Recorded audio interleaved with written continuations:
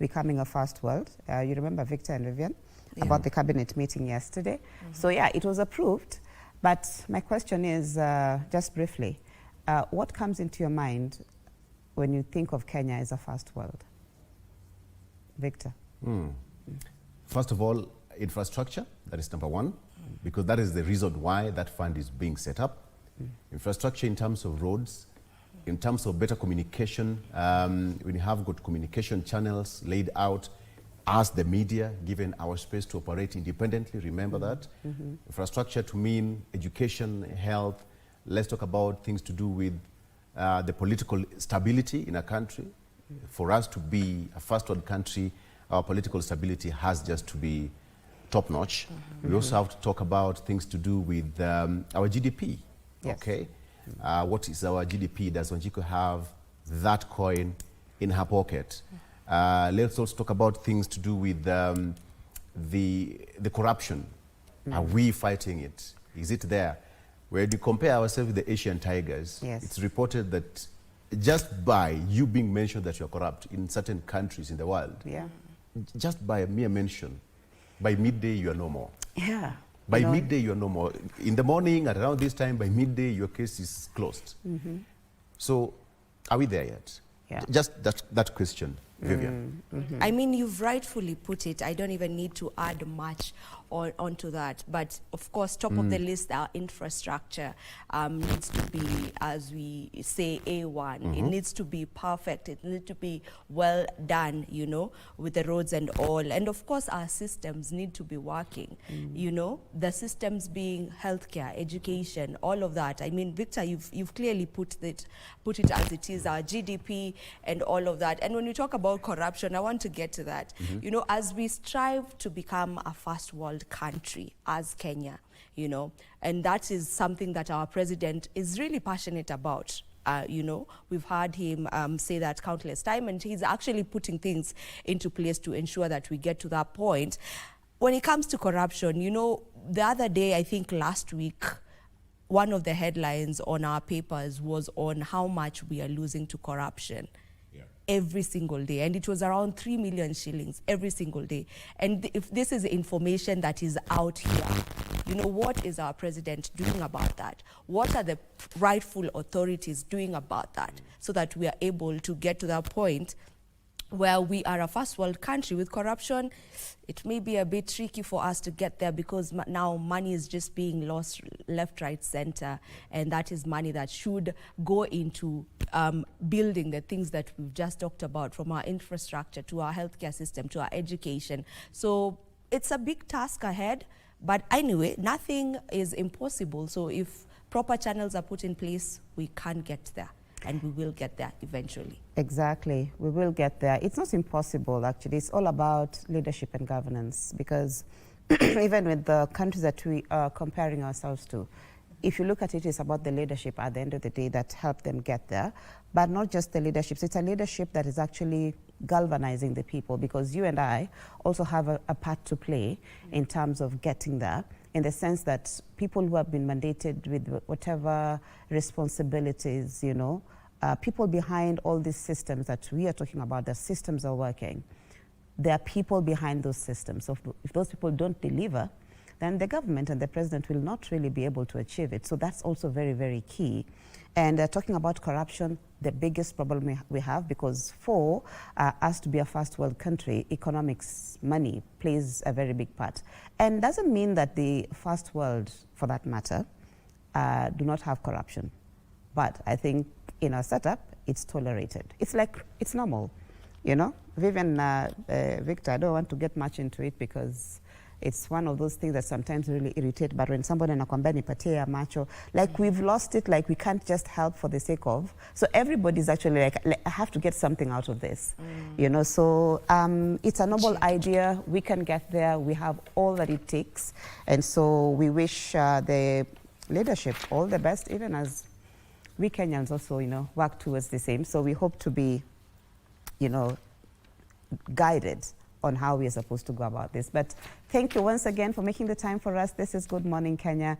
My name is Marie Yambo. And right now, let's look at that particular story where the cabinet has given the green light for the establishment of the National Infrastructure Fund and the Sovereign Wealth Fund, paving the way for an ambitious 5 trillion shillings long-term development and economic transformation agenda. Now, the far-reaching policy and financing reforms are aimed at transforming Kenya into a first world economy.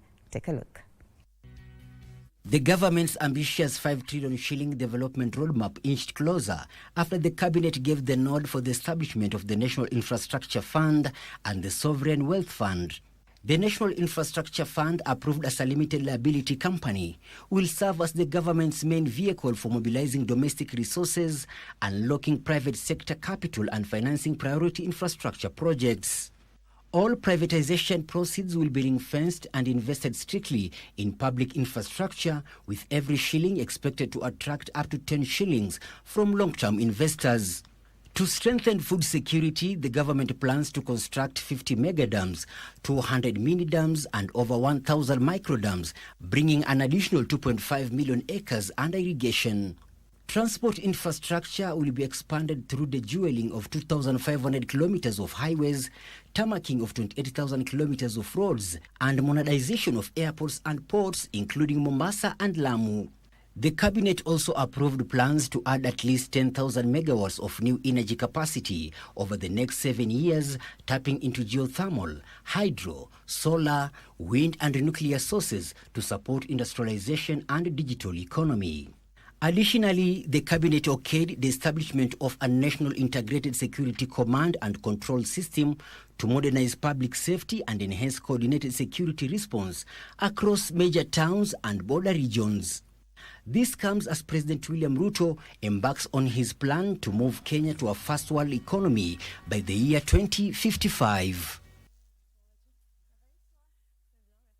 And of course, we'll be here to take you through, or just to bring you the highlights of what will be happening as far as that is concerned. Let's move on, where the National Council on the Administration of Justice has announced enhanced traffic enforcement measures following a rise in road accident fatalities across the country as travel increases ahead of the festive season.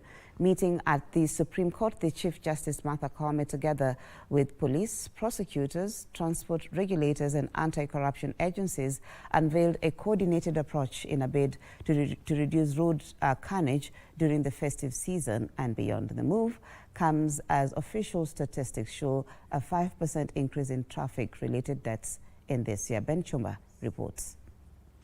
With millions of Kenyans expected to travel this festive season, the justice sector has issued a warning. Road carnage is escalating. Traffic deaths have risen by 5% this year, prompting urgent action from the National Council on the Administration of Justice.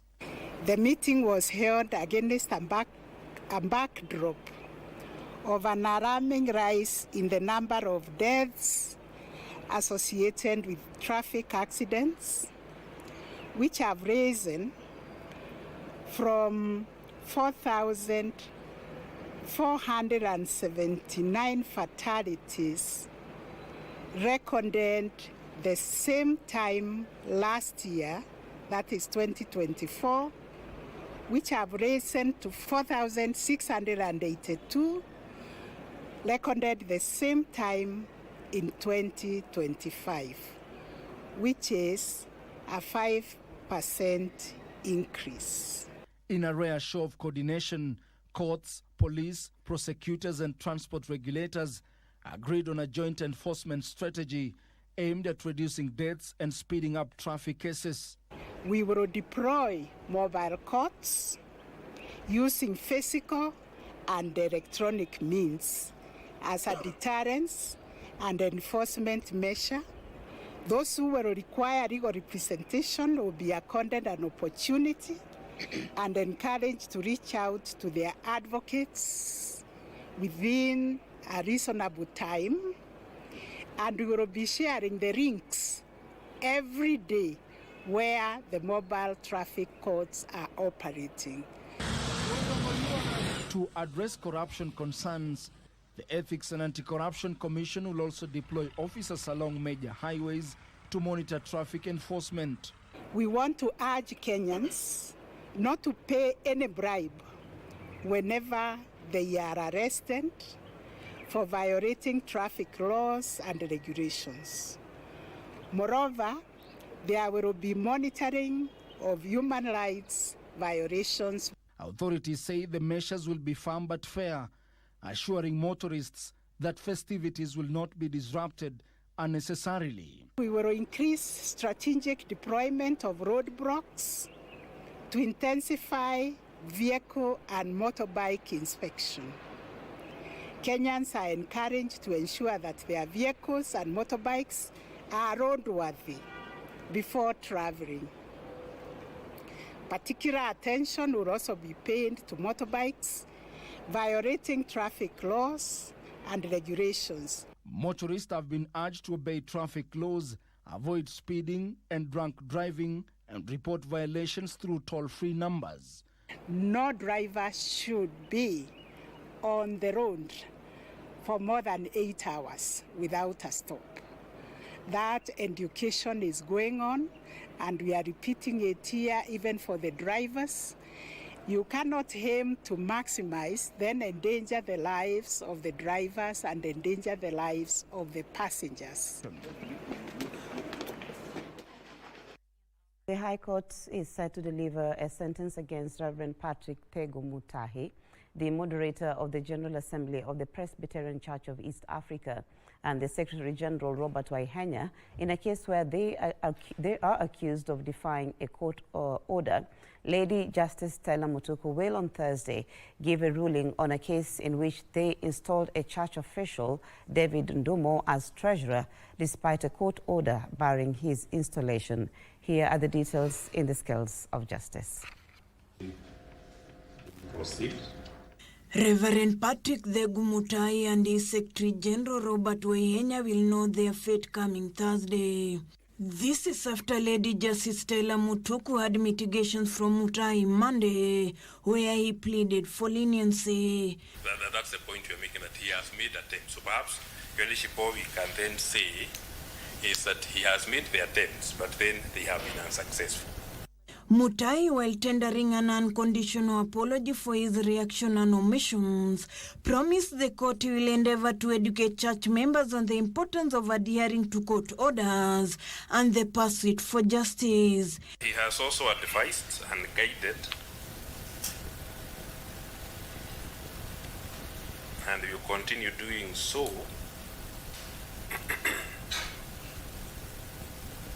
relevant church officers on the need for strict adherence to all judicial orders. In the case, Reverend Tego Mutahi is accused of going against a judge's orders not to install David Ndumo as the church treasurer pending the hearing of a case where Ndumo is charged for defaulting payment of 7.4 million shillings or to Sharia Circle, leaving his 15 guarantors to shoulder the debt. I don't know whether I'll be able to do the ruling immediately, but I think for good order, it's good that they're present. Yeah. So I will call these proceedings to an end, then we come back on the 18th. In Kiambu, High Court detectives from the Directorate of Criminal Investigations have granted 21 days to detain a murder suspect Ken Kimandhi Gishunuku, alias Sultan. He is alleged to have killed Seth Nyakionjeri on October 14th, 2024 in Thika Town. The investigating officer told the Deputy Registrar of Kiambu High Court, Jacqueline Damnaris Karani, that investigations are complex as other suspects are still at large. Tutaweza kurudi kwa Busia waweze kufanya uchunguzi, kwa hivyo wanaomba wakae na wewe kwa siku 21 wakifanya uchunguzi kwa hili kosa ambalo unashukiwa umefanya. Kimandhi was arrested on Sunday following an intensive manhunt.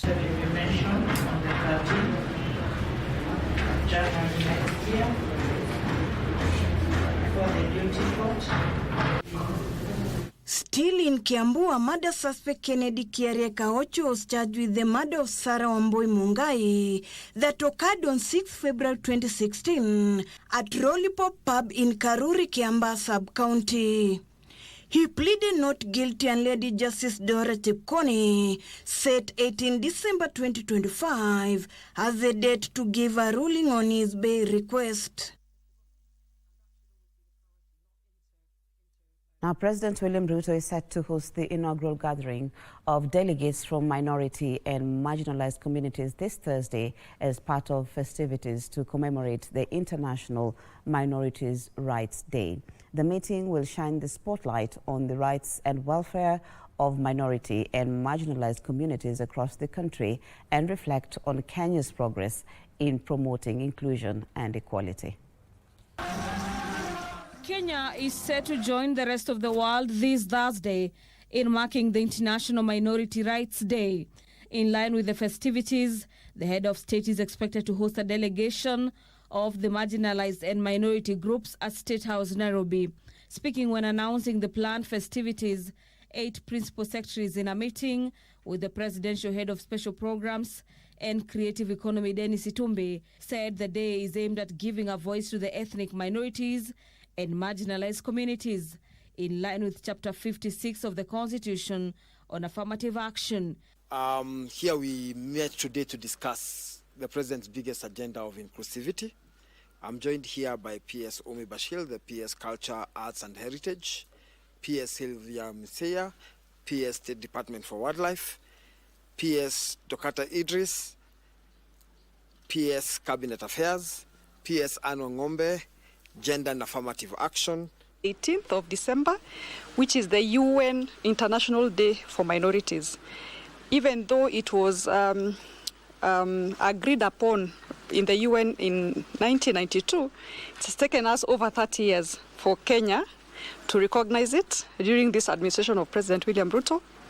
And we then started by the annual celebrations in the year 2023, 2024, and this year it is bigger, it is better. For the International Minorities and Marginalized Day is we are leaving no one behind. So leaving no one behind is our theme for this year. According to the Principal Secretary in the State Department for Gender, Culture and Heritage, Omi Bashir, the celebration will also see minority groups given an opportunity to speak on issues affecting them, as well as push for recognition, equality and fair access to national resources. It is a day that is going to be of pomp, of traditional troops, dances, and appreciating the inclusivity of these minorities and marginalized communities across the country. Minority groups or communities in the country are spread all across the 8 counties in this region. And most of these communities come from the northern side of this country. Just to name a few, in the larger Rift Valley, former Rift Valley province, now the region, we have the Ogiek, we have the Sengwer, we have the Cheranganyis, and then we have Nubis who are spread in 11 counties themselves. Even the Ogiek are in 8 counties. Then you go to the Nyanza region, we still have the marginalized Subas. On the 18th of December 1992, the United Nations General Assembly adopted the UN Declaration of the Rights of Persons belonging to the national or ethnic, religious and linguistic minorities to protect and promote minority rights.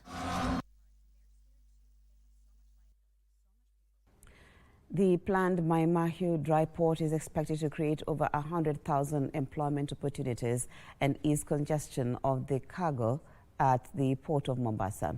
Investment Cabinet Secretary Lee Kinyanjui says establishing the dry port would transform surrounding towns into commercial and business hubs. Exploring potential sites for handling of imported cargo to ease pressure on the port of Mombasa that serves businesses across East and Central Africa region. This special economic zone itakuwa ni kama ndio Mombasa siku zijazo. Muzigo yote ambayo inatoka kutoka Mombasa, kutoka nchi za nje, tungetaka iwe inakuja hapa. Mai Mahiu is one such site where plans to set up a dry port are in high gear. And already tens of companies have committed billions of shillings to start operations around the proposed dry port. Already, the government has connected the port to the railway linkage, ensuring a seamless transportation of cargo from the port of Mombasa and destined to hinterland and neighboring countries. Hii dry port, mahali imefikisha hii reli, tungetaka hii reli iende paka upande ya Uganda. Umesikia hiyo maneno? Sasa ni kumaanisha hii itakuwa ni mahali muhimu sana. Tukitengeneza vitu kutoka industry zile ziko hapa, tunatuma pande ya Uganda, pande ya Southern Sudan na DRC. To ensure seamless connectivity in the corridor and complement the port, Kenyanjui says the move to dual the carriageway of the Rironi-Mau Summit Road is set to ease movement of people and cargo. Zaidi ya niwaambie wakati hii barabara itafunguliwa, unajua sasa wageni wale ambao walikuwa kienda Masai Mara, kwa sababu hii barabara kuwa ilikuwa na msongamano kubwa sana, wengi walikuwa wametoka kutoka hii barabara. Kwa sababu ukipitia hapa hii njia ya Mai Mahiu, saa ingine unakuta malori imeshikana karibu masaa 5. Baadaye wanaenda kusema hiyo barabara is the most dangerous road. Sasa hiyo yote tunaondoa.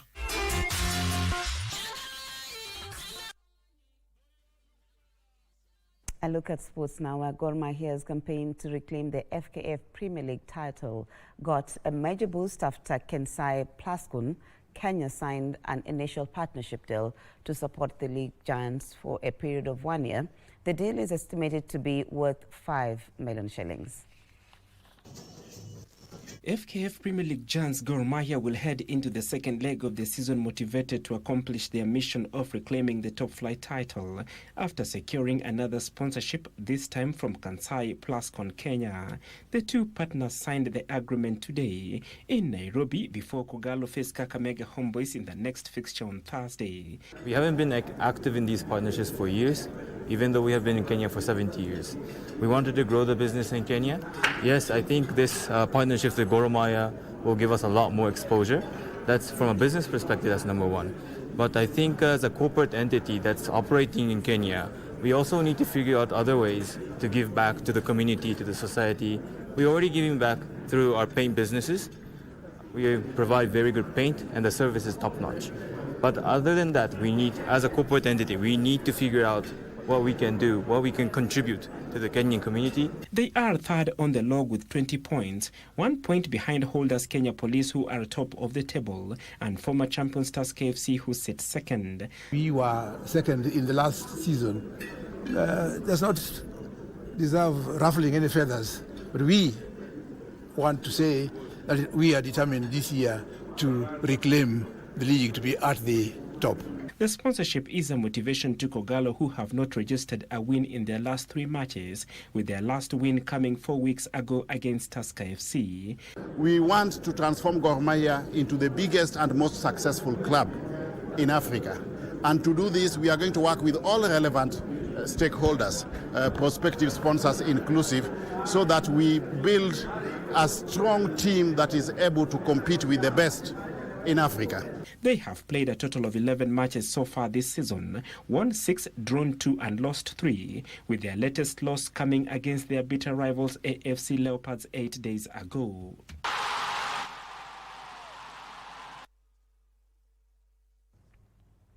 That's where we bring the Good Morning Kenya news to a close. Thank you so much, as always, for your time and your company.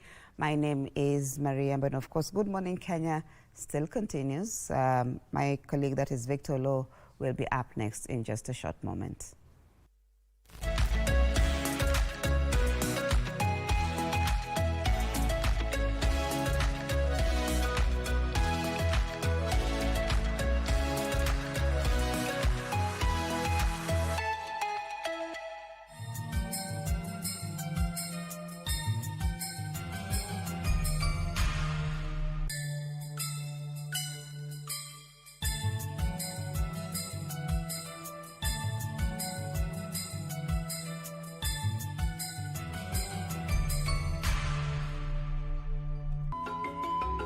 Not suitable for this project. I'm not suitable?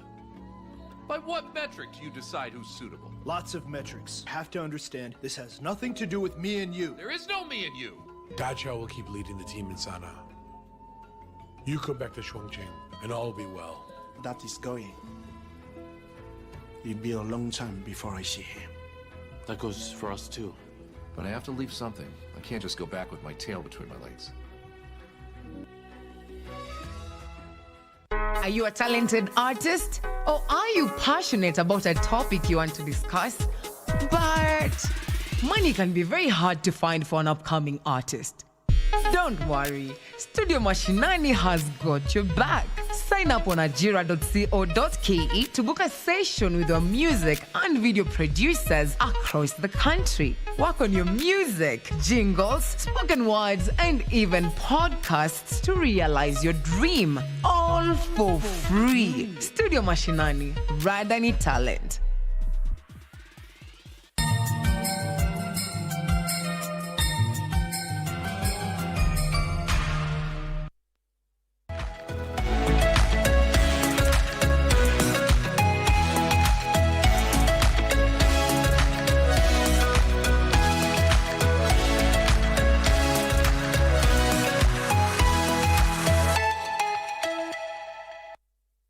Very well. Welcome back. It's now 4 minutes past 7 a.m. Good morning. It's a cold day, but hey, let's do this. Okay, so welcome back to the program. My name is Victor Lowe. Before we get into the discussion today, let me take you through the front page of our local dailies, as we normally do it. On the front page of the Standard, Agencies of Slavery. That is also on the front page of the Standard, Agencies of Slavery. This is technically what's happening between, what's happening actually in Russia. The Standard says that as police work to dismantle a suspected multinational crime ring trafficking Kenyans to Russia to fight in the war against Ukraine, witness statements and evidence they have so far reviewed point to 2 major entities and several individuals involved in selling their fellow countrymen into the deadly trap. Statements from 22 suspects arrested in Athi River on September 24th reveal how desperate job seekers were enticed by dubious agents with promises to better opportunities abroad, only to realize that after their arrest, that they had been lured into an unimaginable and perilous situation. And that is what's here based on what is happening in Russia. Very quickly, again, the senior school placement for pioneer learners begin. That is basically more somehow related to what we're going to discuss today. State says that it's no longer about who scored highest, but where a learner is most likely to thrive. And it also says that the placement mirrors the country revenue allocation model. So in CBC, according to David Njengere, who is the Kenya National Examination Council Chief Executive Officer, he said that in CBC, learners move to senior school to specialize. And what matters is their strength in the subjects that they are going to pursue, not an aggregate. Allow me to stop at that. I'll come back to that later on. On the front page of the Daily Nation, death on highways. Again, we talked about that when we were starting the show. It's all about negligence and authorities on the spot for failing to strictly enforce traffic rules. More people have been killed in road crashes this year compared to last year, with fears that casualties will rise during the busy festive season towards year ends unless swift action is taken to restore sanity. That is what is here. And again, the story talks about the last moments of Cyrus Jirongo, where veteran politician Cyrus Jirongo had dropped a friend at a Naivasha hotel shortly before he died in a road accident at Karai area on his way back to Nairobi some minutes past 2 a.m. on Saturday. According to latest accounts, an attendant at a petrol station the former MP drove into minutes to the accident also offered fresh details into the tragedy. So, yeah, that's the story that is here, more on the death of former Lugari MP and Cabinet Minister Cyrus Jirongo. Learners open on change of senior school pathways. Again, more or less the same thing we are going to discuss shortly. Stay with us. And finally, on the front page of the Star, big Gen Z lie. IBC raises red flag on voter apathy, and mini polls has now shown. Data shows that 57% of eligible voters are under the age of 35. And that is what's here. Why Winnie Odinga is under scrutiny in ODM. Another good read there if you love politics. You can take a look at that story in details. Okay, so let's come back to the discussion. And in studio, I have George Sikulo, who is the CEO of the National Parents Association here in the country. All right, so to speak, Kenya. He is the CEO of National Parents Association. Welcome, George. Thank you very much. Karibu sana. Asante. The last time we were here was close to 2-3 weeks ago. Yes. And we talked a lot of things. Good enough. Most of them are coming to pass and actually on our today's local newspapers. Yeah. Let's start from where it is. On the front, which is one of the stories that is put there, that senior school placement for pioneer learners begin. And now KJCEA does not provide aggregate scores. Yeah. Now exam body can clarify. Yeah. Very good. Today is people and politics. Yeah. So let's talk about some politics in education. Okay. And I believe this is some politics in education, right? Yes. Where do we start? Politics and education. How are these two combined or linked? That's an interesting one, Victor. Yes. Thank you for that. Politics shapes society's life in many ways. And so, for example, practically, politics does influence public policy because the instruments of defining or even developing public policy are in the political sphere, parliament, executive, and so on. But also politics is powerful in shaping public perception. So therefore, intake of anything new, especially something as massive as education, is heavily affected by political direction. CBC, for example, has been going through transition. We're changing from one system to another. Yeah. And politics does shape a lot how people, the speed at which people take that change. Politics, as you know, also does influence public participation because then mobilization on public participation is largely political. Yes. And then lastly, politics does, influence momentum building or simply mass movement. So for that reason, I think in terms of education being a very huge basic activity, everyone is supposed to be involved in. So you will find that politics then becomes like the hinge of that big door that would determine how fast things move in whichever direction. So yeah, it's very relevant. good. A very good way to start because the show today is about people and politics, but then now we want to talk about how education and politics are linked. Yeah. Let's come out to our today's discussion. We are in a festivity, and lest we forget, even the good book says that remind them. Yeah. Even if they know, but keep on reminding them. So what's ahead of us after the holidays? It has been a very busy year for you as National Parents Association. Please just take us back, perhaps under 1 minute if you can, how the year has been, and up to this point, what are some of the deliverables from NPA? Okay, very good.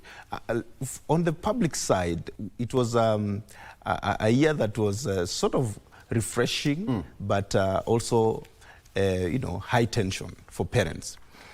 We began the year with parents wondering, how do we select pathways? And so we went through that, and the ministry deployed its machinery, curriculum support officers, and so on, and we were able to get through that. And then following shortly after that, the parents began to have new anxieties about how to select senior schools, clusters and so on. So there was clarifications done by the ministry, more explanations done, again, with support of career, teachers within the school.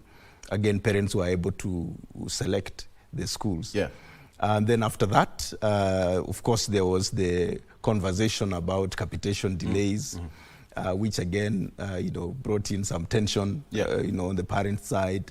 And again, the ministry has kept making different decisions around that to improve the situation.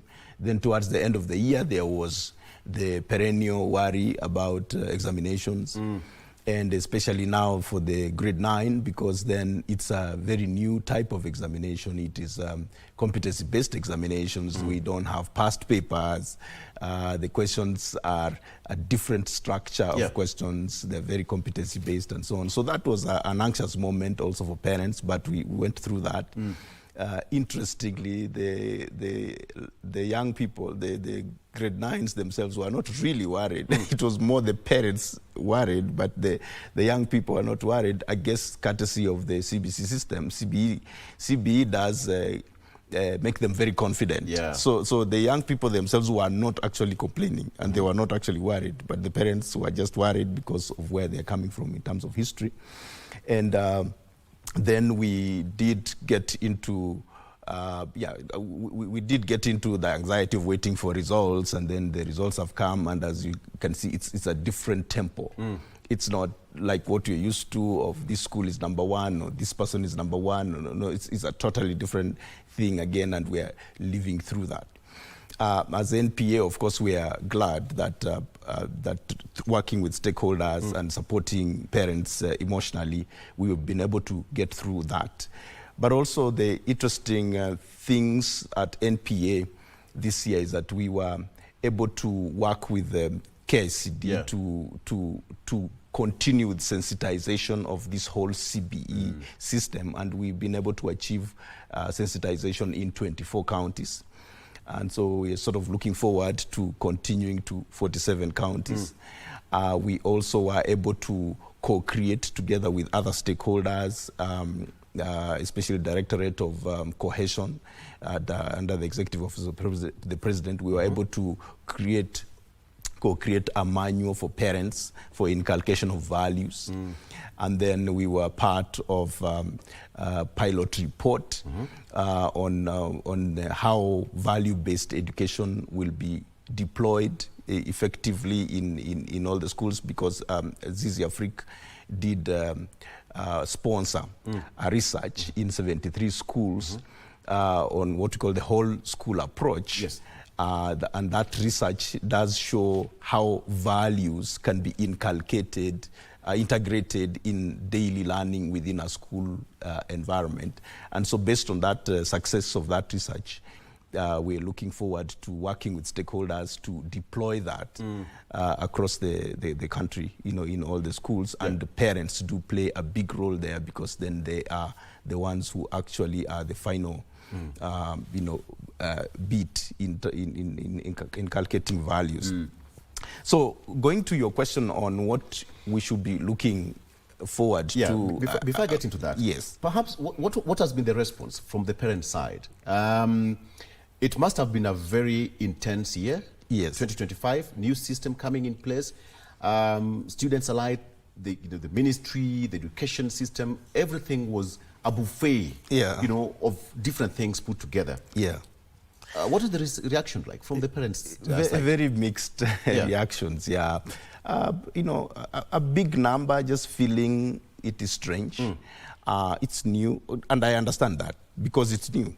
It's new, so I would understand that. So, but a big number of parents, just grappling with the newness of it, and having fears, which sometimes may not necessarily come to be realities, but all the same, the fears were there.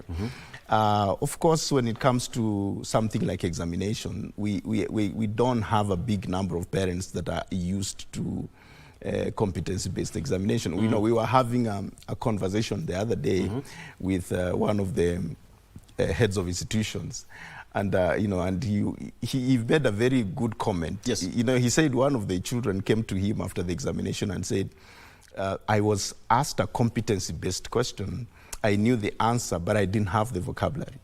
So I think the question was, when dribbling a ball past an opponent, what are the 3 strategies you can use? This is in regard to basketball. Yeah. So the young person told the mwalimu that, you know, I knew that in the field, when you pass the ball between somebody's legs, you call that chobo. You need chobo. But Sasa, what is chobo now in an examination? Yeah. And so the mwalimu gave it a good laugh, but it's a lesson to learn. And mwalimu said, yeah, I think now, as we go to the next year, we need to pay a lot of attention also on such details that will support competency-based assessment, like, for example, correct vocabulary.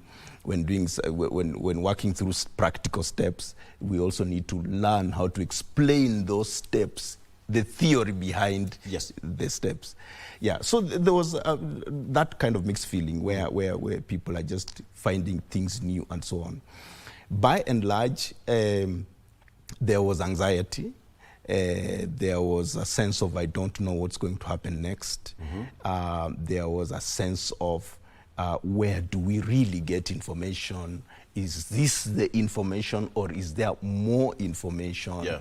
There was a little bit of almost not trusting that this is the final thing being said. Of course, because everything is new, there is also constant change around it. So those changes also, were a bit pulsating for parents.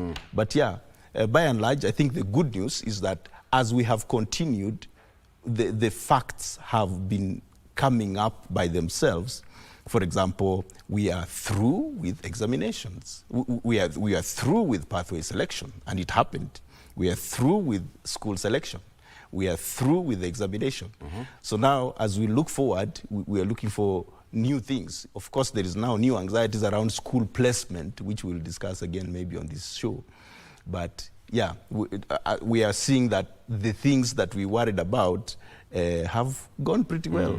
Yeah. That is a very good point, because I wanted us to open this discussion. Come to think of it, as the National Parents Association, you play a very key role. And come to think of it, you know, the government also was on the spot.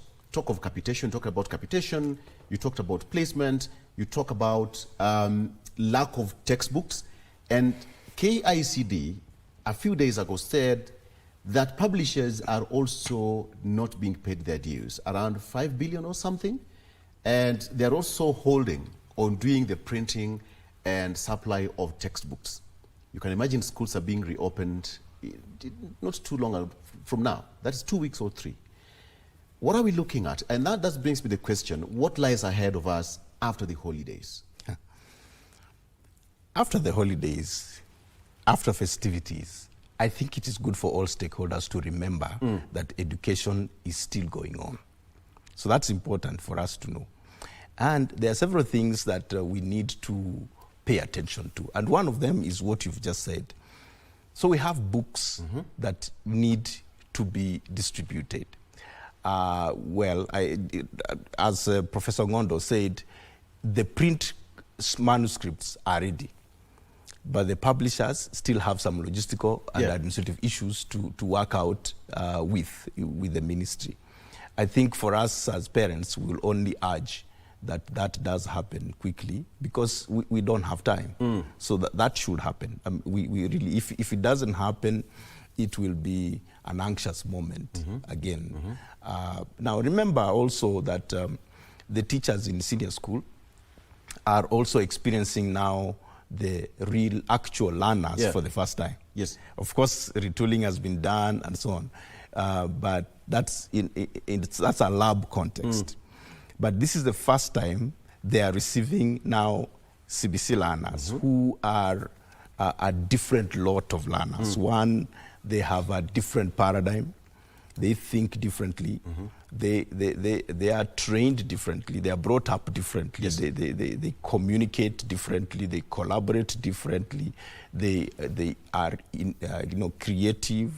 They are imaginative because the system has taught them to be like that. And they will probably get into a senior school which is not used to that type of learners. It is maybe used to learners who obey and run and follow without questioning. So it will be quite a change, and it should not be taken lightly that it will be quite a change. Of course, our teachers are able. Myself, I'm a teacher by training, so I know that a teacher can flex and change to adapt. So I'm not concerned about the professionalism, but I'm just saying it's gonna be different. Yeah. The other thing to think about, of course, the school fees coming.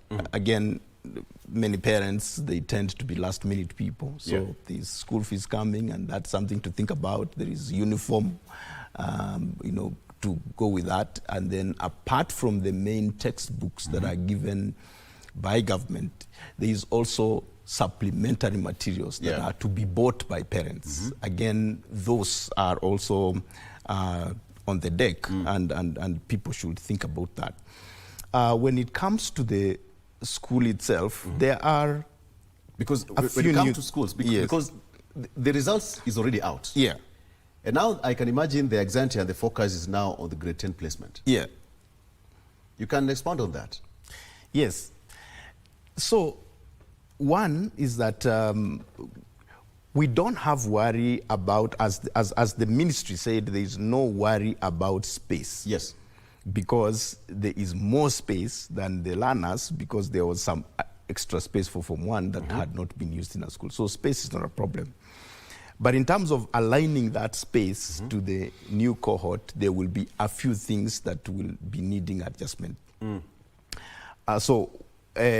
One is that these results, if I go through one of the result slips, for example, let me just use that so that parents can understand. So the result slip, for example, will show someone got a certain number of points, and then they got a performance level. So maybe someone got something like 7, and then they got an exceeding expectation, another 8, exceeding expectation, and so on. And then now, this result slip is different from what we're used to. It is more informative. Yes, and that it brought a lot of confusion. Yes, but it's because we have developed. Yeah. This is what I call first world education now. Right. This is first world education. So the result slip is an information tool. It's not a blackboard like it was before, where we just say, 36 points or 72 points. Let's go bit by bit. Okay. There is that parent out there who got the result slip, but to translate it or just to interpret that result slip itself, initially we used to call it report form. Yeah. Where's the report card or the report form? How would you break it down in simple terms? Okay. Yeah. So in simple terms, I would say, go to the end of the results slip, where you will see pathways. It's written pathways. So you'll see the first pathway is arts and sports pathway. Right. And below it, you will get a mark given to your child. So let's say maybe that child got 58 point something as a mark. Then you will see the next pathway there, social science pathway, and maybe another mark. Maybe it could be 40 something or maybe 60. And then STEM pathway, maybe another mark. Yes. So assuming that technically a child maybe got 58 in arts, maybe another 58 in STEM, and maybe 60 in social science pathway. So it shows strongly that the child was stronger in the pathway of social science. Yes. And for people to understand that, and all this information I'm reading is available online. So there is this information that is produced by KICD that you can also get online on senior school. We can get a copy? Yes. Okay. Yeah. But I wanted to read something for you inside there to explain my point. Yeah. So, because this is interesting, even because when you talk about STEM and all that, schools, the books and the facility preparedness, especially for STEM, is still a very big issue. Yes. Yeah? Yes. You can also explain that. I'll come to that. So when you're talking about, for example, arts and sports pathway, now, first of all, according to this production, there is a lesson distribution that is going to be at senior school. The children are going to learn several things. One, so in terms of hours, within a week, they are going to learn, of course, 40 hours a week, just like you work 40 hours a week, yeah? Yeah. So there are core subjects like English. They'll spend about 5 hours on English per week. Then Kiswahili, 5 per week, because that is core. And then, depending on whether the person is in STEM or not, if they're not in STEM, they will have what we call essential mathematics, which is 5 hours a week. But if they're in STEM, of course, they will have the core mathematics, because they're studying mathematics. But everyone will have some kind of mathematics. And then the community service learning, which is, for a parent of today, I would say it is just equivalent to what people do during attachment. Yeah. You know, so instead of waiting until people are all the way to university, it is integrated in the sense that as children continue to learn in the system, even at high school level, they keep having opportunities to practice, to see what they are learning in practice within their environment. And then there is electives. So every pathway has 3 elective subjects. So, for example, you know, I'm of the older system, so I understand for 5 and 6 how it used to go. And so we also had 3 elective subjects. So if someone, for example, wanted to do, you know, medicine, they studied maths, chemistry, and biology as their elective subjects, and so on. So that will be the same thing happening here. If someone wants to be an engineer, maybe they study maths, physics, chemistry. That will be an elective subject. So they will have 3 electives, and then, of course, other core subjects that they learn in school will be physical education. In physical education here, we are not talking necessarily about PE, somersault. You know, we are talking about understanding how the body the body works. You know, and then we will have ICT, and then we'll have pastoral learning, and then group study or discussions will be part of that. So you can see that the day is full. So when we say the child is taking 3 electives, it doesn't mean they're taking 3 electives and being idle. No, the day is full. It's just that they are learning core things that make them a universal human being. And then they are also specializing in something that makes them a career person. So we are producing a balanced individual who is a universal human being who knows how their body functions, who can communicate, who collaborates with others, but at the same time, they are specializing in a role. Let's take a quick break, because this is a show that requires some energy. That means that we are going to have some coffee break. Stay with us, because I want us to discuss more, because you've talked about pathways, and now, even on the local dailies, it says that learners now open to change of senior school pathways. We are going to discuss about that, but the most important question is now what lies ahead of us, ahead of the festivities. Lest we forget. Let's take a break. We'll be back shortly. Stay with us.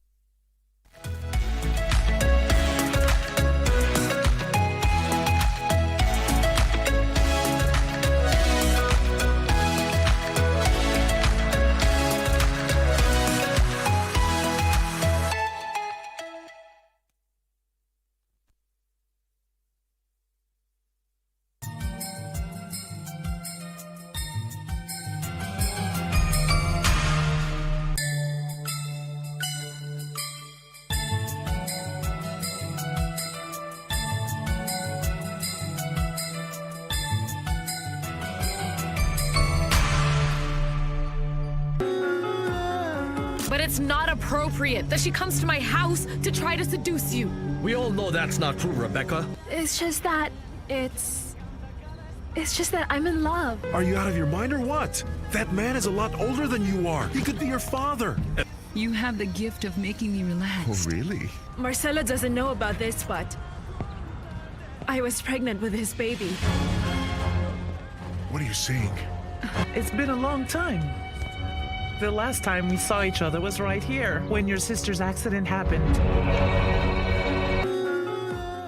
Joy to the world, the Lord is come.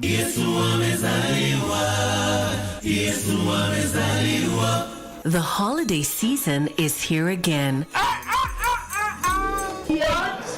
It's family time. tunaanguka nayo. Oh yes, it's a season to be jolly. And so, grab a seat, relax as your favorite Christmas hosts line up to indulge you this year. It's about to go down. There's a lot of food and drinks to go around. It's delicious. Great music for the soul. It's unbeatable. It's joyous. It's Christmas on KBC Channel 1.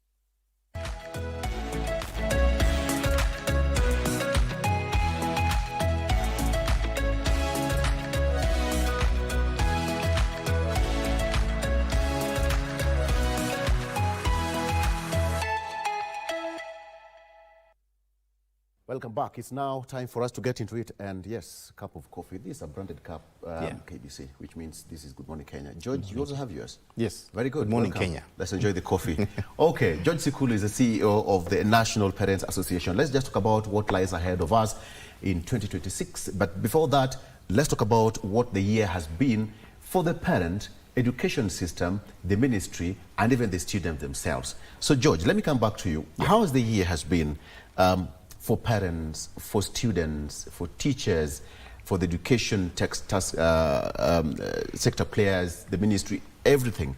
How has the year been so far?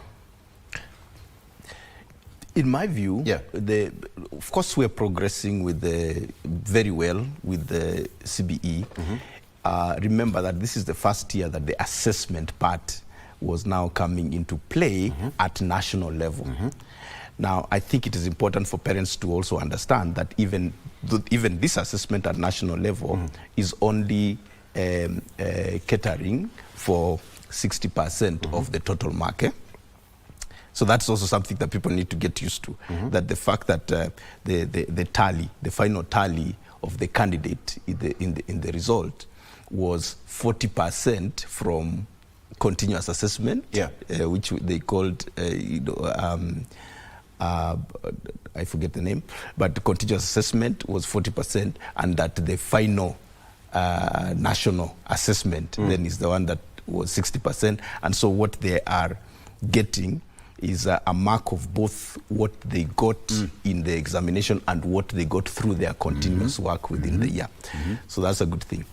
Yeah, so I think when now there was a flagging of the fact that now CBE has reached a point of assessment, so then we officially said, now let's stop only talking about the curriculum. Yes.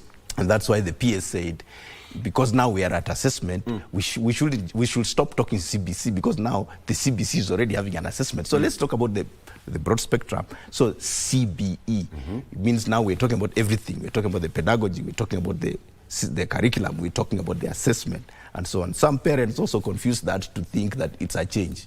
No, it's not a change. That's just like CBE is a big picture, but within it there's components, and curriculum is only one of the components. Yeah. So you got so busy during the year because 24 counties got some CBE dissemination of CBE materials. Yes, information. Yeah, information. Information. Okay. Yes. What we did basically is that we went to 24 counties, selecting about 60, parents association chairpersons from various schools at sub-county and county level, and then got a joint team of KICD, led by KICD, of people from NEC, people from MOE, people from KICD itself, and even people from a consulting company, to just step by step explain to parents what are the components, the build-up, the structure of CBE. Yeah. Okay. And when you talk about that, I mean, look at the materials, because, parents are also part of the sector players. Yeah. If they don't get it right, even the students themselves do not get it right. Yeah. How did you support them? This year, basically, I think one of the things that we're very proud of is that we've been able to develop a few materials for parents, and we still have a few others coming up in the first quarter of next year. But we had, the value-based materials developed. Remember, the role of parents within the education system is defined. It's defined as mostly inculcation of values and promotion of learner welfare within the school. So therefore, academically speaking, the materials that are needed are, one, materials to support them to inculcate values, but also the structural materials to support them for parental engagement, empowerment and engagement at school level. So therefore, for the value-based materials, KICD was able to produce some creative materials like, bookmarks that can be shared between this looks so good. Between learners, teachers and parents, so that, for example, if I think Professor Gondoweri is doing a very good job. Good job. Can I have one? Value in CBC: love, respect, unity, responsibility, peace, patriotism, integrity, and social justice. Now read the other side. Read this. Interesting. Read the definition of social justice. Social justice. There are different leaflets here. Social justice stands for fairness and justice in the rule of the game. I'm always ready to share resources equitably. And finally, inclusivity and non-discrimination in the order of meaningful life. When it's come to respect, I accommodate diverse opinions, I understand and appreciate others, and finally, I can engage in conversations amicably. This is interesting. Yes, so now what we're saying is that we are not playing vague. We are defining to the children. When we tell them respect someone, we have defined for them what respect means. And so if the teacher says, hey guys, this month we want to practice respect. So maybe the teacher has their bookmark, and the parent has a bookmark in their Bible, and the child has their bookmark in their diary, and three of us as a team are working on respect this month. And every time we have a chance, we can share. You say, hey, I had a chance. So for example, if responsibility, for example, says, I care for my property and those of others.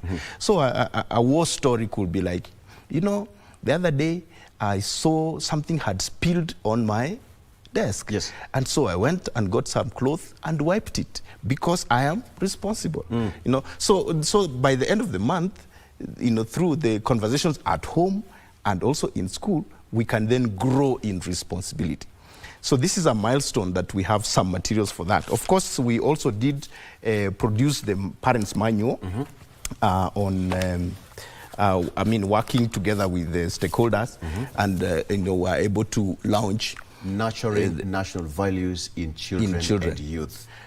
Because these national values are the mainstay under Chapter 10 of the Constitution, and that these school-based values are pulled from the national values. So the national values do include, of course, patriotism, they include gender, they include, citizenship, and so on. And that we were also able to co-create and also work with other stakeholders to produce this. And we are hoping that we could, get this now, the momentum of this built and deployed in a bigger way in the future. So of course, KICD did go ahead and produce other documents like, value-based education for teachers guide, and maybe value-based education for heads of institution, the guide, so that all stakeholders have some understanding of how do you exactly disseminate values. So that was a big thing this year to move the curriculum to the next level. Like the curriculum, remember, these were already designed from the beginning, but there is always a right timing to disseminate different sections. Very good. So that was the time. It must have been a very tedious year for you. But then, what's now remaining on your desk? That parents, the education sector players, and even the students themselves should understand there are certain files still remaining on your desk. Your desk that has not been attended to and probably waiting to work on. One of the biggest files remaining on my desk, of course, is to get all, or rather, can I say, a critical mass of parents understanding CBE. We still we still meet a lot of parents that are worried, or they feel they don't have enough information and so on. So I think the onus is on us to say, how do we get information to a critical mass of them? And we would appeal to all stakeholders and players, like, for example, churches, to partner with us. They have a lot of people, mosques. They have a lot of people that come to their spaces, who are parents, every week. And we will be very happy to build capacity, bring in, share resources and so on. And of course, these things also, mobilization costs money. So also partners that will support this kind of things will be good. And we talked about politics. Yes. So if also key political leaders, the president and others who would help flag off this kind of things, I think we can go far, because then politics does shape public perception. Yeah. So that's what I would think that is a big file to be worked on, to get a critical mass of parents to understand CBE and be positive about it, because it's a good thing. Now, Parliament plays a very key role, and most importantly, the Committee of Education. I'm looking at a situation where the Committee of Education represents Parliament itself, and now, the legislature itself. But then now, come to think of it, have you had any good recordings with the Committee of Education or Parliament or Ministry of Education that now parents can sit back and say that, okay, fine, there has been some good reprieve towards the end of this year, and we're looking for a better year, 2026? Not yet, at least not debrief from a parent's level. But I would say that we see the progress made. As you can see, the work speaks for itself. So the structures have done what they're supposed to do. The MOE is working, and you can see that. You can see the progress. You can see movement. You can see placement is happening in schools. You can see curriculum. You can see books being developed, and so on. The committee for education is doing its job. Its job is oversight. So technically, the fact that good things are happening means they are working. So I think what is really urgent at the moment is not at their level. What is urgent right now is at our level, because we need to disseminate. It's not their role, it is us now, NPA, to disseminate that, working together with KEPSHA, working together with KESHA. We need to disseminate that to the parents using the platforms that have already been provided by the Constitution. The school AGMs, the parents' meetings, those those opportunities already have been provided by the state for communication. So I think it's more of us taking leadership, looking for partners, printing more material, mobilizing ourselves through the school heads of institutions, and KICD and other players, and getting to the schools and getting to parents and providing information for them, because it is their right. It is their right to know that. This is now, what we're just about to do is like a whistle now. Sahi ni ile wakati wa kuchija na kukaranga na kufanya nini, but lest we forget. So now, lest we forget, and now moving forward, this is a reminder. Ahead of 2026, what lies ahead of us after the holidays?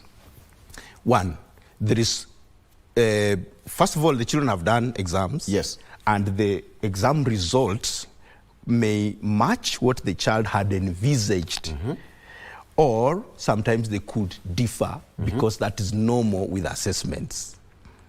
So therefore, the first thing is that the ministry has said, and the PS said this, that the children will have an opportunity to make adjustment on the choice they made for pathway. So that's the first thing that lies ahead, is the parents need to understand that, yes, for some children it's straightforward, but in case there are any unexpected changes in the way they performed, there is that activity of helping that child to change to the more appropriate pathway. The second thing is that we have continued to receive many phone calls, from still parents. Yeah. Either worried, still in the old mentality of, I need to get my child to Alliance, or I need to get, and so on. So there's still that. And that is something that we are encouraging parents to think differently. The system is changing. It is learner-centered. It is not teacher-centered. So some of the worries that you had before about school A versus school B versus school C may not be worries right now, in the sense that the pedagogy is different, such that your child may not be as disadvantaged as you think by being in school A versus school B. So I would say maybe we shouldn't worry too much about that, and we should stop the old clustering in our heads of Mangu Alliance being this, and Starehe being this, and so on. So that's the other thing. That is okay. So now, come January, I know there are so many parents who are now wondering, but there's aspects of capitation. A call, reminder to the government, to the MOE, so that come January, we don't find ourselves again in a fix. My take on capitation is that, by and large, capitation is capitation. Can I say payment? Yes. For lack of a better word, is largely an administrative issue, and it's not so much a parent's issue. It is an administrative issue. However, it tends to have a disruptive emotional effect on parents. While it is administrative and is not within our sphere, it is technically a head of institution challenge, but it tends to have a negative psychological effect on parents. So on that basis, I would say the government has been working on ways of being more efficient in disbursement of capitation. I would just say at all costs, let that be. Let that be. As we get into the new year, let that be. Because while it is very internal, it does have, it spills over in terms of causing anxiety among stakeholders. Okay. I mean, come to, again, the issue of education and learning materials. We have KICD saying that they have not, they need to supply more books. Should parents be worried about that? Well, it's anxious. Basically, what KICD is, remember we have this is a new grade. This is grade 10. So we're talking about the course book here. KICD is talking about the course book. So as you know, government does provide the course books under the free education program. And we've done very well. The government has done very well because, as you know, like in primary schools, public schools, as at this year, the government did announce that they have achieved a 1-to-1 ratio of books. So far, it's been so good until grade 9 that the public schools are a higher ratio than the private schools, actually, in terms of, the learners' books. So to that extent, I'm not worried about the intention of government, because they have already proved that they do that. But then, as National Parents Association, what is your biggest wish as we enter the next year? I think our biggest wish would be for more coalesced stakeholder engagement around mobilization and sensitization of parents on CBE. Because if parents understood CBE to the core, then 75% of the challenges will already be resolved. What are some of the bottlenecks then? The biggest one, of course, is getting everyone on board in terms of stakeholders, because you see, we're talking about 8.6 million households to reach. So everyone, whether it is national government, whether it is NGAOs, whether it is politicians, whether it is the MOE, whether it is executive, have to be on board for this kind of information to get to people quickly at community level. In our transformational manner. So I think getting everyone at the table with the same intention of getting the information to the parents will be the first line of action that will be important. And with that goes resources. So I think our biggest challenge will be to get everyone at the table and then to get resources to be able to mobilize. Yeah. So at this point, I mean, the patronage of, for example, head of state would be very supportive, you know, for such things, because then we're talking about the whole country here. We're talking about people needing to hear this information from various sources. So it would be really nice when you get to a point where the chief says something about CBE, and when he's not there, the county commissioner is also saying something about CBE, and when they are not there, the MOE is doing that. When they are not there, the parents' chairman is saying. If we get to that point, I think we'll be doing well. Okay. You know, you're the CEO of on NPA, and you have a membership of how many, what's the number? The number of parents' associations in public schools are 42,000, equivalent to the number of schools. Yes, but NPA? So you see now, NPA is the conglomeration of that. So therefore, you're talking about a coverage of like 8.6 million households that are represented in those PAs, because every school has a PA. But in terms of volunteers working for NPA, the volunteers in every school are between 30 and 50, you know, because every class has a representative, has a parent representative. So 30 to 50.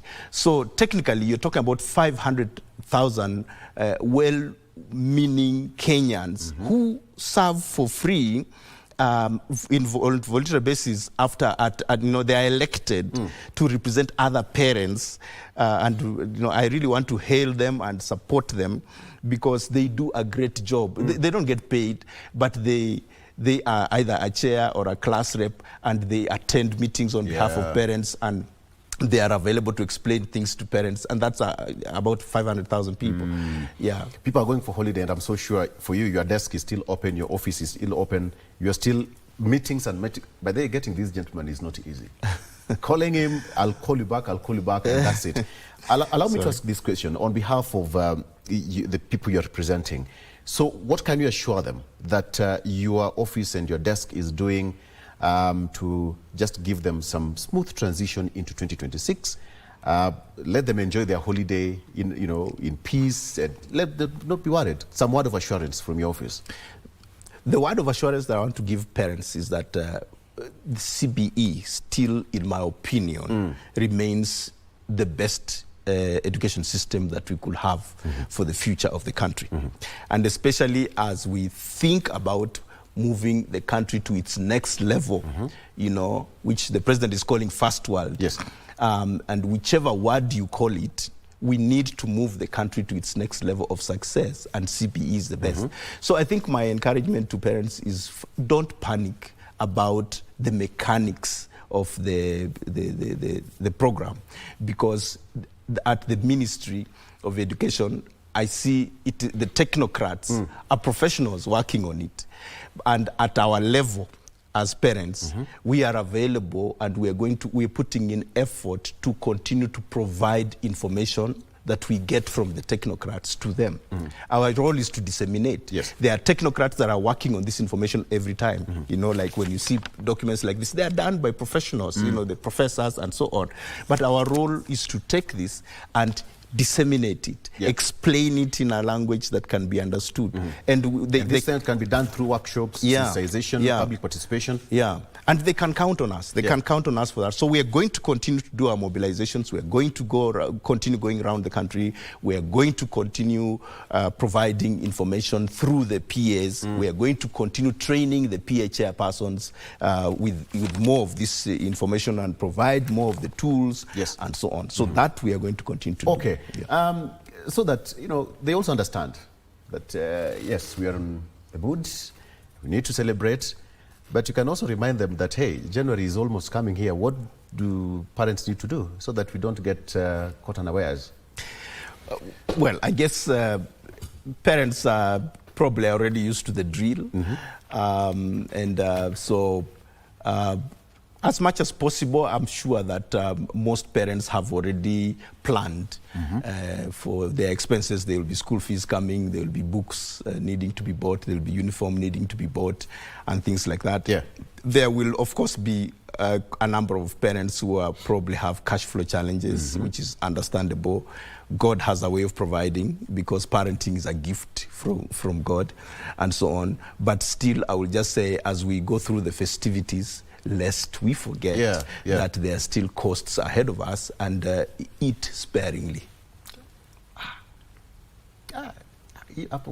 Sparingly. But some people are going to forget that January is just around the corner. I mean, when you talk about that and the education system and the Ministry of Education, I know you are their representative. What is in store, perhaps that the parents can also be aware of ahead of next year? What we've heard from the ministry? Exactly, right. So what we've heard from the ministry, of course, the ministry has clearly said that there will be room for children to make any adjustments in their pathways. That's one. Two, if there is the challenges around placement, there's already a routine on how the children will also be supported to get into the better option in terms of placement. The education system has already also shown that some of the classrooms that were not ready are being worked on. So that is also information we have. The other information we have, of course, now remember that for STEM, it is not only labs. So for STEM, there is labs, but remember there's also technical subjects. So for the technical subjects, there is a need, like for workshops or equivalent. It doesn't have to be a workshop, but maybe equivalent for face tests or something like that. So those I think what the education fraternity, I guess, is working around the clock to know what to do with that. We're yet to receive a very clear information about that, but maybe I can express the worry of parents at this point. Yes. The worry of parents is we have not seen a plan on how the workshops will be taken care of. We also have not seen a plan on how technical teachers will be availed, because at the moment, we have not been having those technical subjects except at vocational training centers. So for schools, I think we probably don't have enough manpower for that. So as parents, we have a question around what will be done as a stopgap measure, because we are probably going to start with less technical teachers than we might need. Of course, we do have our suggestions on what can be done. Maybe what can be done is that we could give some pedagogical training to some of the vocational training center teachers to support schools, senior schools, or maybe we can give technical orientation to some of the science teachers, like physics teachers, so that they can guide practitioners who are supporting children with practicals and so on. So those will be some things that parents will worry about in terms of STEM. Apart from, for labs, of course, many parents are asking the question, will the basic lab be available in every school now that the policy says STEM will be in every school? Okay. So those are worries from parents. I want to ask you this question before we wind up. Yesterday, the president officially launched the infrastructure funds for growth. Yeah. And when you look at a country is basically defined to be a first world country where the rule of law is there, capitalist economies, advanced infrastructure, and high standard of living. But most importantly, this one is also part of education. Yeah. The infrastructure that the president is so passionate about, I don't know what's your take on that, because the education system in the country, just the other day, lecturers went on strike for almost 60, 90 days, 50-something days. Your take on that? Okay. First of all, personally, I am an ardent believer in development being a process and not an event, because of even just the definition of the word in English. Development is a process. Yes. So I think I would be more interested in, are we on the path rather than are we at the bus stop? But are we on the direction? Yes. And I would say yes, we are on the direction, because we are continuing to refine our education system. So it means we are on the path. Where are we? There could be one or two things that are events. You know, like when the lecturers are on strike, I would call that an event. Yeah. I would not call that a systemic issue. Yeah. So the system is CBE. Within the system, there could be an event where we don't have enough technical teachers in year 2026. Yes. Now, that does not mean we will not have them in year 2027. So that's why I would say for education, we're on the right path. And if you think about development, I would look at it big picture. So the levers are education, and we are already refining education. The other lever is infrastructure, which the president, I think, has produced a very brilliant idea here, because his idea, and let's look at the spirit of it. The spirit of it is, how do we get infrastructure to the level we need without necessarily incurring more debt? So I think that's brilliant, because then it becomes a win-win situation. And then the other thing is, of course, politics. The Constitution 2010 was developed as a tool to improve our politics, so that our politics is more issue-based.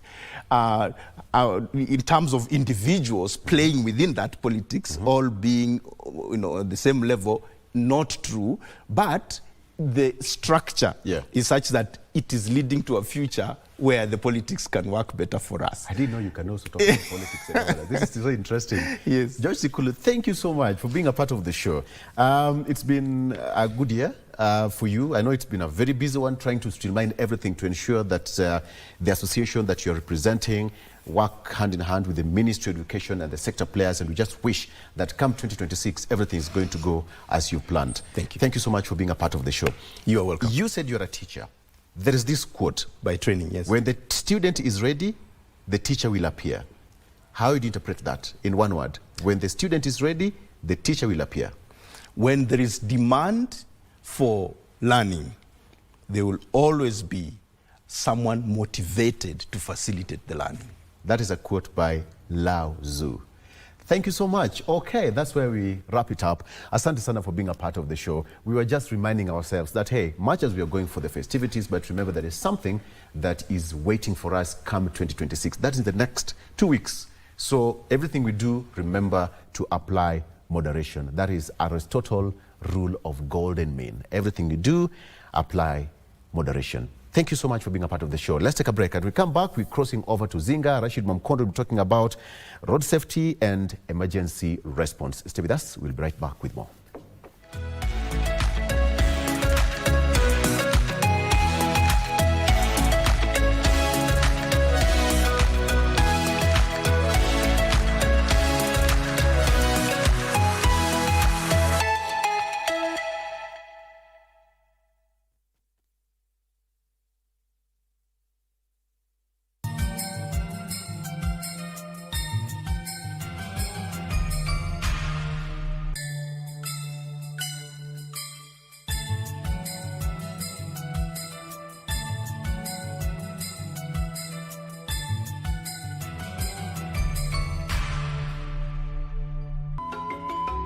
Not suitable for this project. I'm not suitable? By what metric do you decide who's suitable? Lots of metrics. Have to understand, this has nothing to do with me and you. There is no me and you. Dacha will keep leading the team in Sana. You come back to Shuangqing, and all will be well. That is going. It'll be a long time before I see him. That goes for us too. But I have to leave something. I can't just go back with my tail between my legs.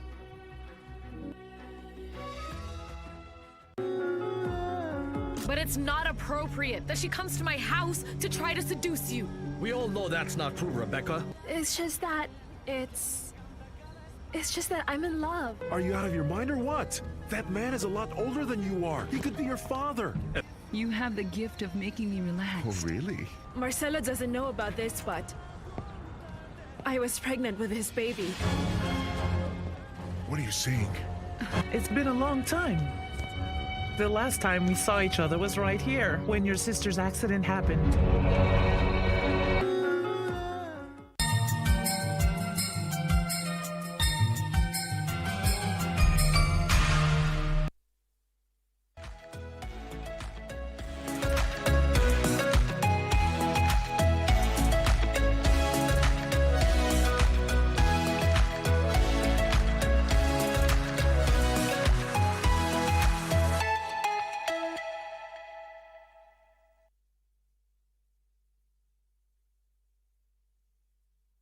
Ahlan wa marhaba mpenzi mtazamaji wa runinga ya KBC Channel 1 mahali popote ulipo. Ni matumaini yangu umemka vyema sawia nami hapa ndani ya studio. Kumbuka leo ni tarehe 16 mwezi Disemba mwaka wa 2025, tukiwa tumebakia na siku takriban 15 kuweza kutamatisha mwaka wa 2025 na kuingia mwaka wa 2026. Siku zote niliosema kwamba kulala na kuamka ni neema yake Mwenyezi Mungu ambayo katu hatustahiki kuichukulia vivi hivi.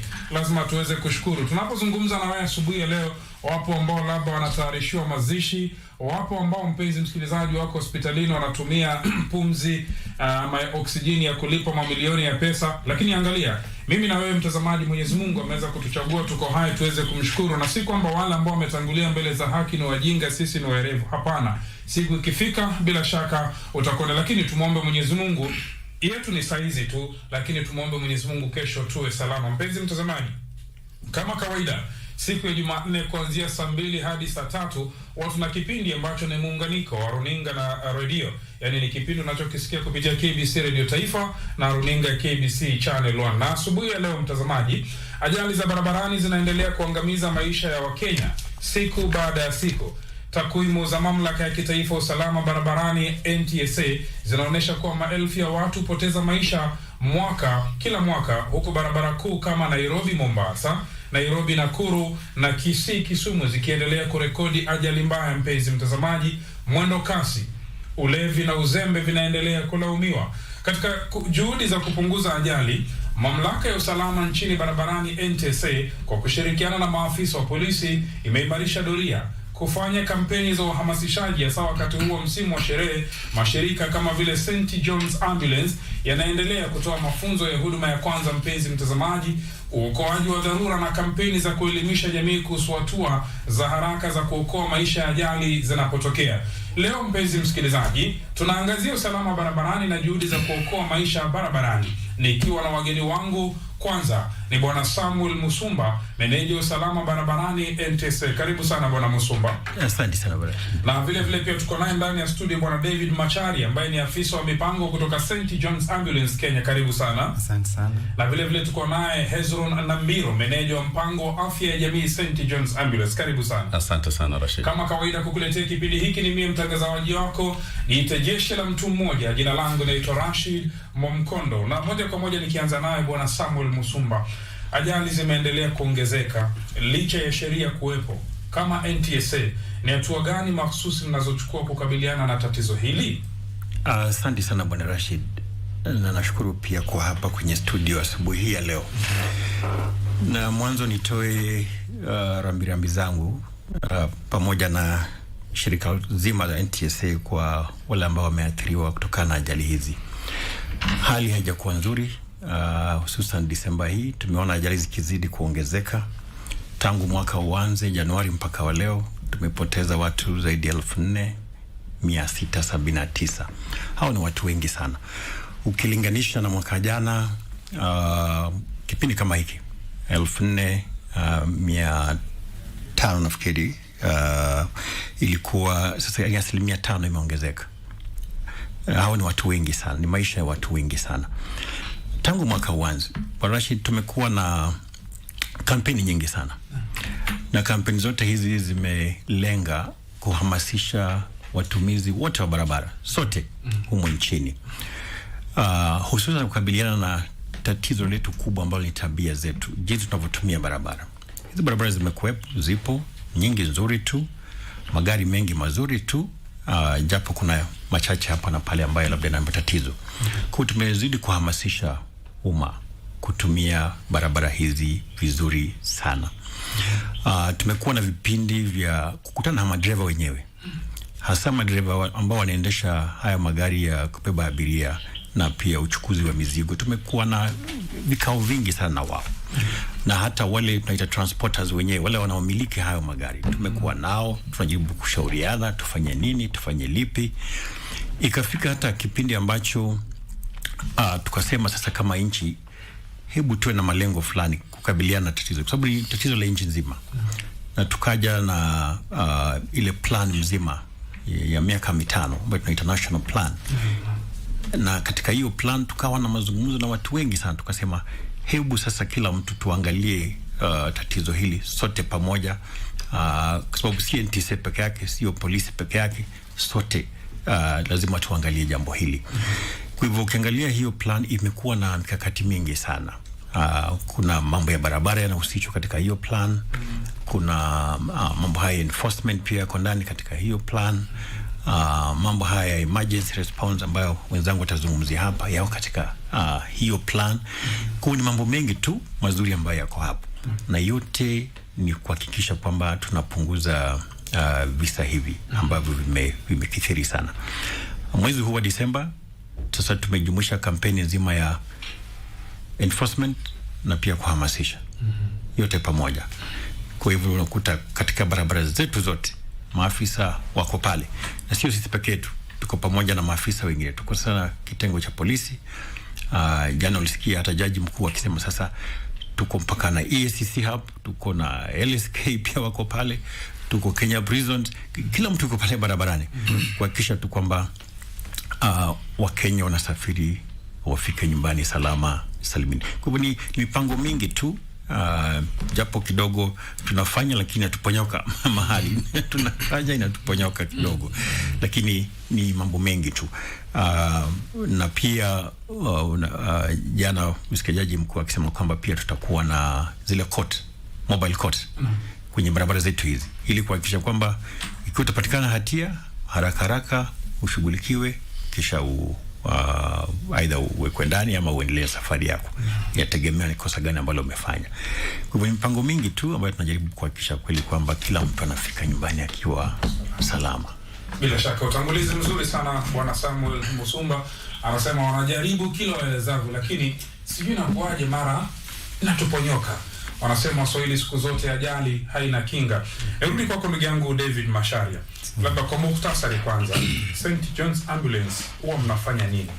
Asante sana Rashid. Na pia mimi nataka kufuatanisha maneno yangu na yake.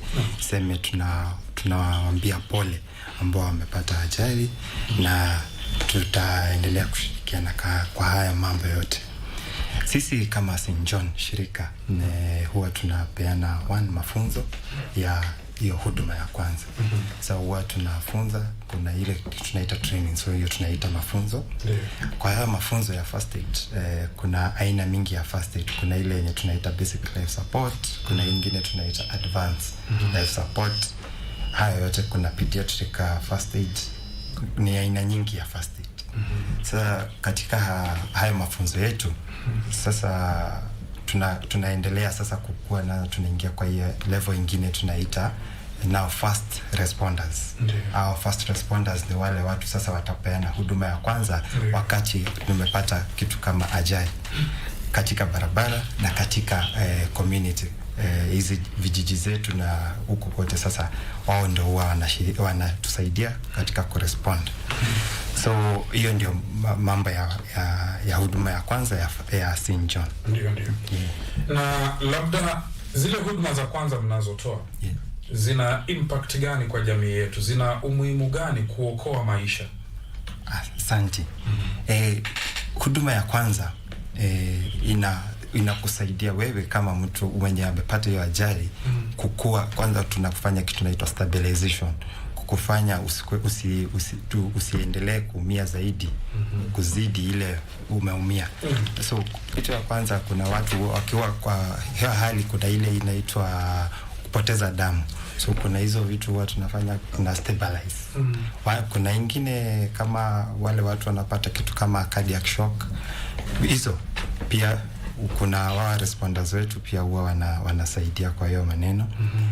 Vitu zingine pia ni psychosocial support kwa ile maneno ya akili, so tunaziita stressors, psychological stressors.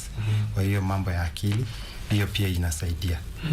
So katika ile kwa vijiji ama kwa huyo muhimu yenye tunasema inakuja inatusaidia kukua na ile tunaongeza nguvu kwa wale watu wako pale chini kwa kijiji, ili wakae wakijua wako na uwezo wa kuhudumia mwenzake ile wakati wote ako na shida yoyote. Bila shaka, asante sana Bwana David. Nirudi kwako ndugu yangu Hezron Nambiro. ambaye ndiye meneja wa mpango wa afya St. John's Ambulance. Kwa mtizamo wa afya ya jamii, ajali za barabarani zinaathiri vipi familia? Asante sana Bwana Rashid. Kabla sijajibu ile swali ningependa pia kuunga nyinyi nyote kwa kutoa rambirambi zangu kwa wale ambao Wakenya ambao tumepoteza, kwa kutoa rambirambi zangu kwa wale ambao Wakenya ambao tumepoteza. Ukiangalia vile Bwana Msumba amesema tumepoteza zaidi ya watu 1000 huu mwaka, na huu mwezi wa Disemba tumepoteza zaidi ya watu 28, ambalo ni janga kubwa. Ikiwamo pia hata mbunge wa kitambo wa Lugari Bwana Cyrus Jirongo.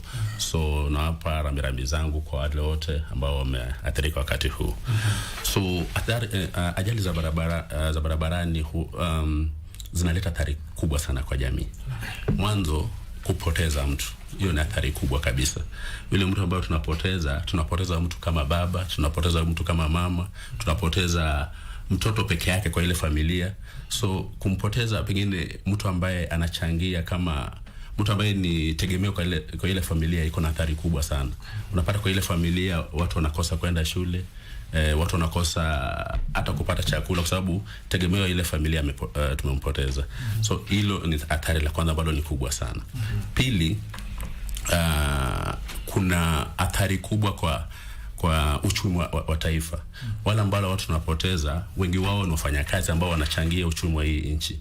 Tukishawapoteza inaleta athari kubwa sana kwa nchi na pia katika ile jamii ambayo yule mtu ametoka. So kiuchumi tunaambiwa kwamba athari za barabara zinafanya tunapoteza zaidi ya 5% ya mapato yetu kwa nchi, ambayo ni athari kubwa kwetu sana. Na hiyo tunapoteza mwanzo kwa wale watu ambao wanafaa wafanye kazi na wachangie katika uchumi. Pili, kutibu yule mtu ambaye amepata ajali ni ghali kabisa. Ukiangalia pale hospitalini, ukiangalia hata pale nyumbani, ile vitu ambazo insurance cover zinaleta hasara kubwa sana. Sasa kiuchumi pia tunachangia. Tatu, familia pia zinavunjika. Baada ya kupata ajali unapata pengine yule mtu ambaye ni baba mama ambaye alifanya kusimamisha ile familia hayupo tena, so inachangia pia familia kuvunjika. Na la tano ambalo pia ni muhimu kabisa, ndugu yangu Rashid na wasikilizaji, ni psychosocial issue. Yani inaleta shida sana ya kiakili kwa wale ambao wameathiriwa. Kitu kingine ambayo pia pengine kwa hospitali ambazo zinasaidia kupatia mafunzo, kupatia huduma kwa wale watu ambao wameathirika, inaleta shida kubwa. Ukienda hospitali yote hapa nchini Bwana Rashid, utapata kwamba tuko na wagonjwa wengi sana ambao wametokea kwa ajali za barabarani. So imejaza zile hospitali, wodi zimejaa. So inafanya pia inaleta a lot of stress kwa zile hospitali ambazo zinashughulikia wale watu. So kwa ufupi tu, hizo ndo athari kubwa sana ambazo zipo na zinazidi kutuathiri, na ndio maana tunajaribu kuangalia jinsi ambazo tunaweza fanya tuzuia ajali ili tuepuke na hizi athari ambazo tuko nazo kwa uchumi, kwa jamii na hata kwa serikali. Yes. Bila shaka mtazamaji, ndugu yetu ametupatia vizuri kuhusiana na athari za ajali kwenye jamii, na kwa hakika ni athari ambazo zinahisia kwa upande mmoja hadi mwingine. Nirudi kwako ndugu yangu Samuel Musumba. Mara nyingi sana tumewaona mko katika mstari wa mbele juhudi zenu NTSA na serikali kuweza kutoa awareness kuhusiana na kampeni mbalimbali za kupunguza hizi ajali. Lakini swala linaloshangaza ni kwamba watu wale ambao wanapatiwa haya mafunzo huwa sijui wanachukua wako wapi? Sijui mnachukua hatua gani kuhakikisha ujumbe unawafikia madereva kwanza, alafu na wale watumiaji barabara, kwa sababu kampeni mnazifanya nyingi tu sana. Ni kweli kabisa Rashid. Utakumbuka tumekuwa na kampeni kwa sasa miaka mingapi? Miaka 2 unusu. Tukaita usalama barabarani. Kweli. Na hiyo kampeni ilijumuisha mambo mengi sana. Hakuna mahali tukuguza. Mpaka watoto wa skuli tulikuwa huko. Bodaboda tulikuwa huko. Madereva hawa. Na hata wale kama ambao tu wanauza vitu sokoni. Tuliweza kuwafikia. Kwa sababu tulihakikisha kwamba hii kampeni ni usalama barabarani, tumguze kila mtumizi wa barabara ile. Na ikawa watu wakapokea haya mafunzo kidogo tukaanza kuona mabadiliko. Unakuta watu hata wenyewe wanaambiana, usipite pale, unajua ni hatari. Ukiwa pale sokoni mama anakuambia hebu songa huku utagongwa hapa. Watu wenyewe wakaanza kuzungumza. Kidogo baadaye wanapoingia sasa barabarani, hasa kipindi kama hiki, sababu tulianza kuona April, kipindi kile cha Easter, ile Disemba nyingine hivyo tena, Disemba tena ndio hii nyingine, mambo yanabadilika. Kwa hivyo kidogo nitasema kwamba sisi kama jamii ya Kenya kuna utepetevu kidogo, hasa upande wa tabia zetu. Punde tunapoingia pale barabarani kidogo aidha tunasahau ama ni njia tu ya kufanya mambo makusudi, kwamba wacha nifanye nione kitakachonifanyikia. Kwa sababu inashangaza, Rashid, umeongea na dereva, umemwambia athari za speed.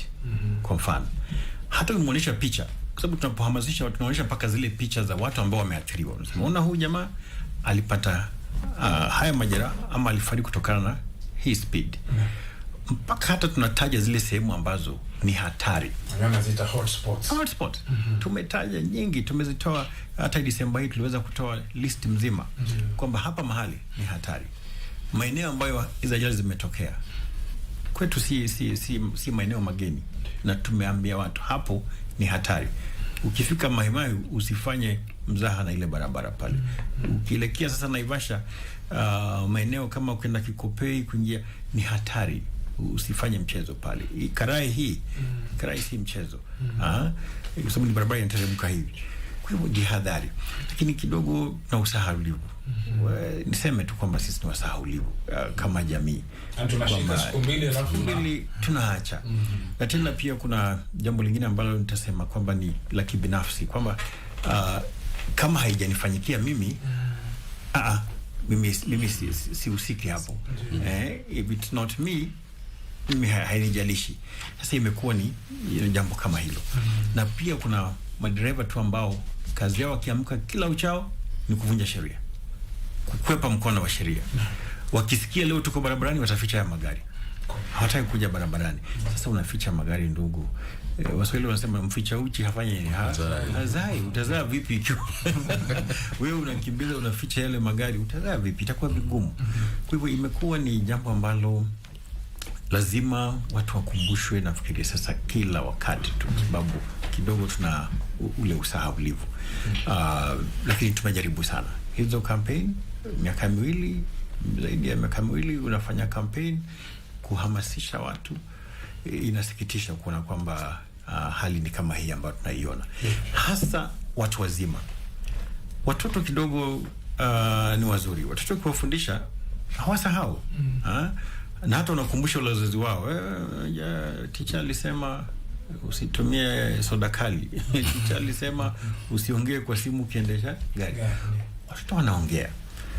Tuko katika shule zingine watoto wanasema my father drives at 110, 140. Wanasema wazi. My father gave a policeman 50 shillings. Huyu mtu anasema, kumaanisha watoto wanaona makosa ambayo tunafanya sisi kama watu wazima. Inakuwaje hatuwezi kubadilisha tabia zetu? Inakuwaje mpaka ushikwe, mpaka upe polisi, mpaka uende utoze faini? Hatufurahii Rashid kushika watu. Mimi hata ningependa watu 100 wafike nyumbani salama kuliko nishike watu 100 niwe korokoroni. Hiyo hainifurahishi hata kidogo. Bila shaka, asante sana Bwana Musumba kwa hilo. Watu wazima, nyinyi ndio muendesha magari. Nadhani mmelipata. Nirudi kwa ndugu yangu David Masharia. Kwa kweli St. John's Ambulance huwa mnafanya kazi nzuri na kazi yenu ni hatari sana. Lakini labda huwa ni changamoto gani ambazo mnakutana nazo wakati mnaokoa majeruhi wa ajali, hususan kule vijijini na kwenye barabara kuu? Asante sana Bwana Rashid. Na hiyo swali ni nzuri sana, sababu changamoto zipo na ni mingi. Kwa kwanza kuna changamoto ya ukosefu wa vifaa na rasilimali za kutosha. Hiyo ni kubwa sana, kwa sababu kama sasa hii mimi nahitaji ambulance. Sasa ambulance ya kutumia katika hizo vitongoji na hizo barabara sina za kutosha. Changamoto kubwa sana. Hizo ambulance pia zikikuja nitahitaji kuweka vitu pale ndani. Sasa hapo kwa rasilimali za kutosha ni muhimu sana. Pili, kuna pia changamoto ya mawasiliano. Sasa katika vijiji network ziko na shida sana. Sasa nikiwa hapa kwa ofisi nipate nipate ujumbe kuna ajali imetokea, kabla sasa nifike pale nastahili kuwa na mtu pale chini mwenye naambia fika hapo, kabla tufike utusaidie. Lakini mawasiliano sasa pia inakuwa ngumu kwa sababu ya hiyo kukosa njia mzuri ya mawasiliano. Pia kuna uafikishaji ya athari za kisaikolojia na mkazo. Wale watu tunatumia pale kijiji wengi hawajasomea hii mambo ya kisaikolojia. Sasa yeye akienda pale apate mtu wao ama mtu anajua amegongwa na gari, ako katika hali mbaya, na ikue leo ikue kesho, hayo mambo yote yakiwa kwa akili yake na hana mahali pa kwenda kuongea ama kuyatoa, inaendelea kuwa ngumu kwao. Na katika mpango wetu kama sisi kama St. John pia huwa tunawapea mafunzo ya kisaikolojia, na pia tunafanya wakati pia sasa kama mimi na wewe tukimaliza kazi tunaenda tunapatana na mtu wa saikolojia, tunafanya ile kitu tunaita debrief. So tunamsaidia hiyo, anapunguza hayo. Pia sasa kuna kuanga na kupoteza shida ya kupoteza ajira. Sasa wale watu wanaumia kwa ajali, ujue ni kazi imeisha, imeenda, ama pia yeye ndiye alikuwa breadwinner, alikuwa anauza maziwa hapo kwa barabara ili upate kitu pale jioni. Sasa hiyo familia pia kuna shida kubwa sana yenye itakuwa nayo. Alafu pia kuna ile kukosa mafunzo kwa wale watu wanafanya ile response. Katika ajali mara mingi hatunanga watu wamekaa kwa barabara wanangoja. Ajali ikitokea ule yako karibu ndiye huwa anakimbia. Na kwa hakika wengi hawana training hawana mafunzo ya first aid ama correspond. Sasa hiyo pia ni ile shida kubwa sana, lakini nafurahia na tuko na mpango tunaendelea kufanya na NTSA.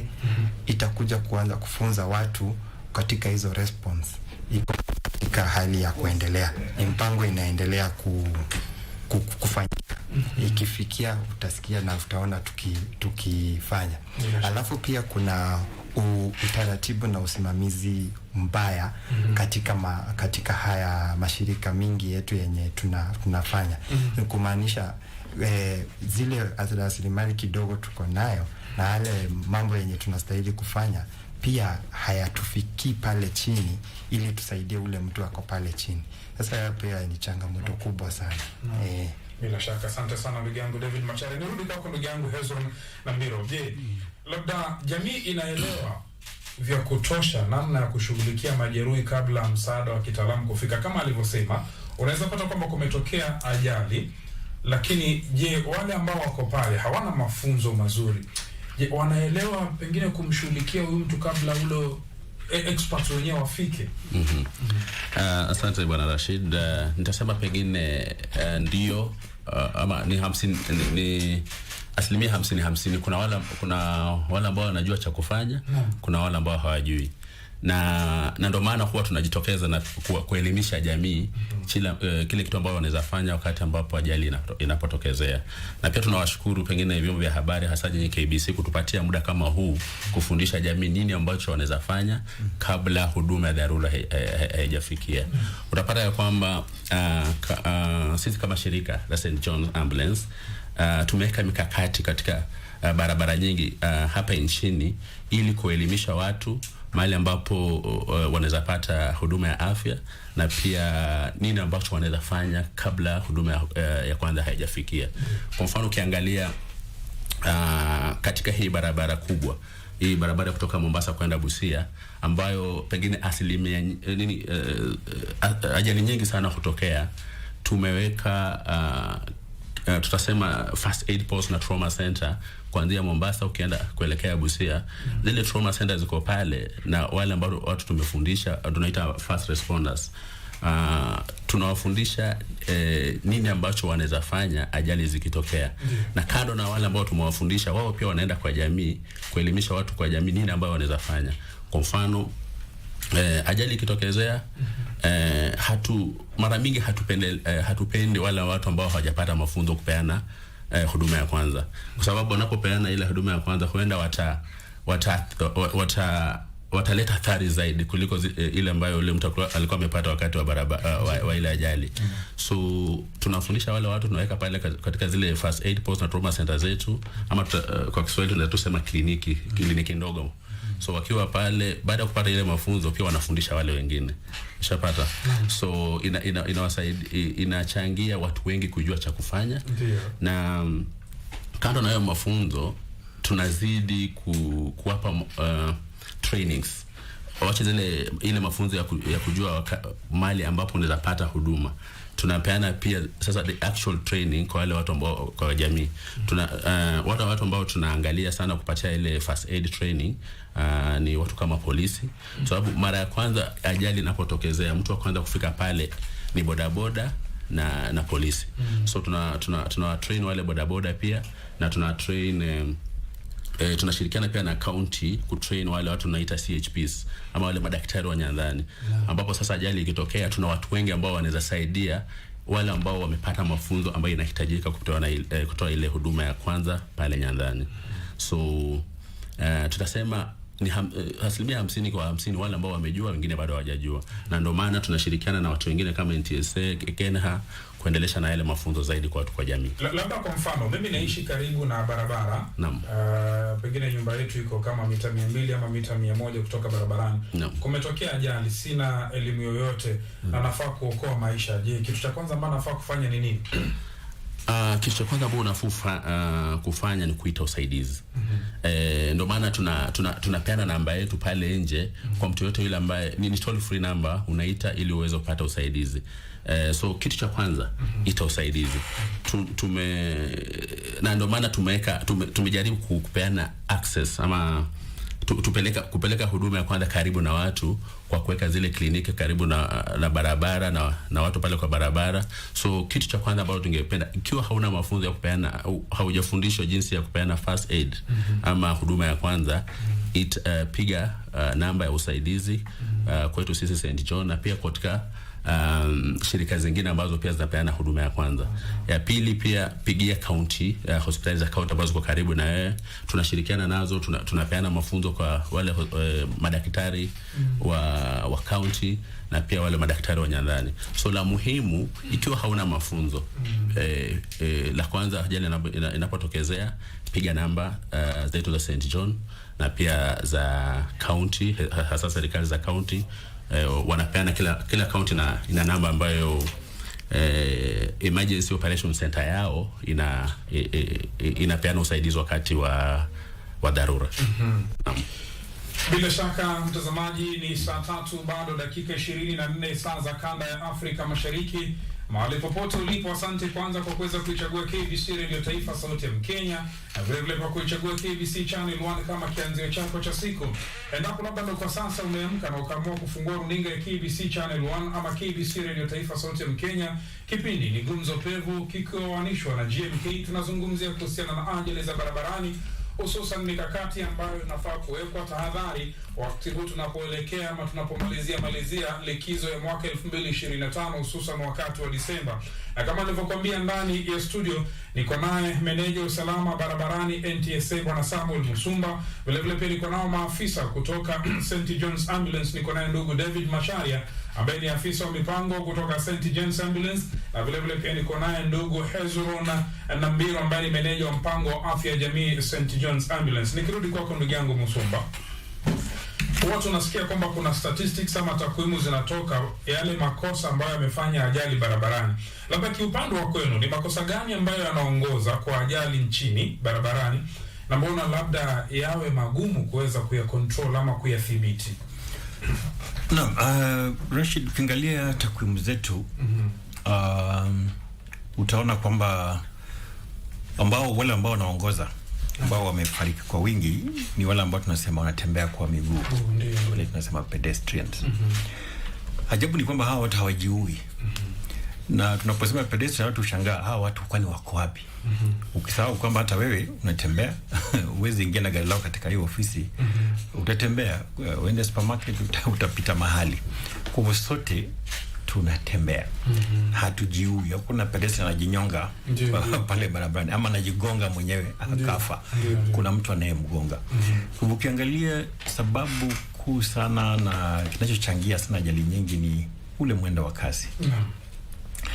Inakuwa ni hatari kwa sababu ukiwa katika mwendo wa kasi, ile speed, kuweza kudhibiti ile gari mara nyingi huwa ni tatizo. Wengi wetu madereva hatuwezi tukadhibiti yale magari kwa mwendo wa kasi. Mwanzo hata wengi wetu hatujui, wakati mwingine hatujui hilo gari tutalidhibiti namna gani. Unasema mimi naweza enda 140, naweza enda 120. Lakini ikifika hapo unaweza fanya nini kingine? Watu wengi hawajui kile cha kufanya. Kwa hiyo tatizo kubwa tuko nalo sasa hivi, na hata Disemba hii ukiangalia, hizo mbio tu. Watu wanataka waende warudi, wale wa kufanya biashara wafike hapo warudi, wakwenda sherehe wanataka wakimbie, wafike warudi. Kwa hivyo kuna ile hali ambayo tunasema humu nchini tatizo la kuchelewa, amlet. Sijui amlet inatoka wapi. Haraka nini? Tumechelewa kila wakati. Unaona? Kwa hivyo imekuwa tatizo kubwa. Linalo ongezea hapo ni sasa tabia hii ya ulevi. Na hii tabia Rashid nitasema kwamba nilikuwa tabia ibuka wakati wa COVID. Kwamba watu walikunywa pombe kwa haraka ili kusema we are beating the curfew. Unaona, masaa ndio machache. Na hii tabia imeendelea mpaka hata hivi sasa. Utakuta madereva bado wanakunywa hata ndani ya gari. Watu wanakunywa haraka waingie tena barabarani. Mtu hajali athari za pombe hii itakuwa namna gani. Unakuta bado mtu anakimbia pale barabarani. Kwa hiyo pia nayo sasa imeongezea. Na hatukatazi watu kunywa pombe. Ni haki yako, lakini tunachokataza ni usikunywa pombe ukaendesha gari. Kwa sababu unapokunywa pombe ukiendesha gari, unakuta risks zinakuwa nyingi sana. Unaongezea zile risks. Mwendeshaji gari na mlevi utakuta mara nyingi ule mkanda wa usalama hafungi. Mara nyingi hao ndio wenye speed. Mara nyingi hao ndio utakuta kwamba wamesahau vitu kadhaa. Hata zile taa za gari utakuta hata hajawasha na ni usiku. Mwisho atakwambia ile gari unajua nyumbani. Wewe usijali utafika. Hakuna gari unajua nyumbani Rashid. Ni wewe unajua kwako. Kwa hivyo kuna hayo makosa na yanazidi kuongezeka kila uchao. Ukiangalia hii speed imetokana na jambo fulani. Hilo jambo inakuwa watu hawalishughulikii. Kwetu baadhi ya mikakati ambayo tunafanya kwa kudhibiti hasa mambo haya ya speed. Mwanzo tulikuwa na zile cameras ambazo tulikuwa tunajificha mahali kisha tunakukamata. Watu wakasema mnajificha, sasa ni hatari, hata si mzuri. Sasa tumeingia mtindo wa teknolojia kabisa. Na cameras ambazo zitakuwepo zile tunasema fixed cameras kwenye barabara zetu zote kuu. Tumefanya utafiti na zile pilot ambayo tulikuwa na kamera hapa karibu Safari Park hapa. Tulikuwa na kamera zingine katika zile bypasses zetu kwa Naivasha, na kweli zinafanya kazi. Kwa hivyo hizo cameras kuanzia sasa zitakuwa. Na jana uliposikia ile tangazo lilitolewa na NCAJ ambao sote tuko katika NCAJ, National Council on Administration of Justice, kwamba sasa zitafanya kazi. Zitafanyaje kazi? Zitakuwa zinachukua namba yako ile ya gari. Kisha utapata ujumbe kwa simu yako kwamba Rashid, ulikuwa ukienda pale speed, ulikuwa na overlap hapa. Sasa kosa hili, fine ni hii. Hiyo fine ukilipa inakwenda kule mahakamani, sio kwetu NTSA. Lakini kando na kulipa ile fine, kuna zile points ambazo ziko pale. Ile tumeita merit and demerit points. Ziko pale. Wewe utaanza kupoteza zile points. Na nani 20 peke yake. So ukipoteza hizo points, itafika mahali sasa leseni yako tunakupokonya sasa. Hautakuwa pale barabarani. Kwa sababu umekuwa hatari kwako wewe mwenyewe na pia kwa watumizi wengine wa barabara. Kwa hivyo teknolojia tunaona kwamba itatusaidia sana na tayari kwa wale ambao wamepatikana katika mambo kama hayo utakuta wamepata zile messages, tutaendelea kufanya hivyo. Na fines zitakuwa juu sana. Fines za speed sasa zitakuwa juu sana. Fines za ukiwa mlevi na ukiendesha ile gari pia zitakuwa juu sana. Huu wakati wa Christmas zile mobile courts utashangaa watu watakuwa wanapigwa fine zingine pale za ajabu kabisa. Si furaha yetu kufanya hivyo, lakini tungependa tuzuie, tungependa watu wasikimbie, watu wasiende kwa kasi, watu wasikunywa pombe kisha wakaendesha ya magari. Naam, kwa hivyo ni mambo tu ambayo tunajaribu kuangalia. Kuna sababu zingine pia ambazo pia uchangia, utakuta labda magari mabovu. Wakati mwingine kwa mfano magari haya yamebeba abiria, utakuta labda hajakaguliwa, ni mabovu. Kwa hivyo tunajibidisha kabisa kuhakikisha kwamba kila gari limekaguliwa. Na sheria ambayo inakuja hivi sasa, Rashid, itakuwa ni kwamba magari yote sasa yatakaguliwa yote, hata ile lako la kibinafsi tutahitaji tulione. Je, speed yake ni ipi, leo katika hali gani unapokwenda pale barabarani? Kwa ni mikakati tu ambayo tunahakikisha kweli kwamba tunapunguza visa hivi vya ajali barabarani. Naam. Mtazamaji, Bwana Musumba ameniangalia alafu akasema hata lile gari lako. Inaonekana huu mwaka utakuwa mbaya, nitakuwa na gari. Achana mimi niwe na gari. Amina Rashid.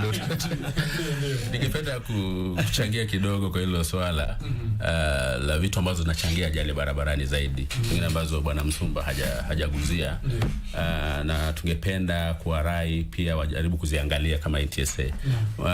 Kitu kingine ambacho inachangia sana ni ile madereva kubeba watu kupita kiasi.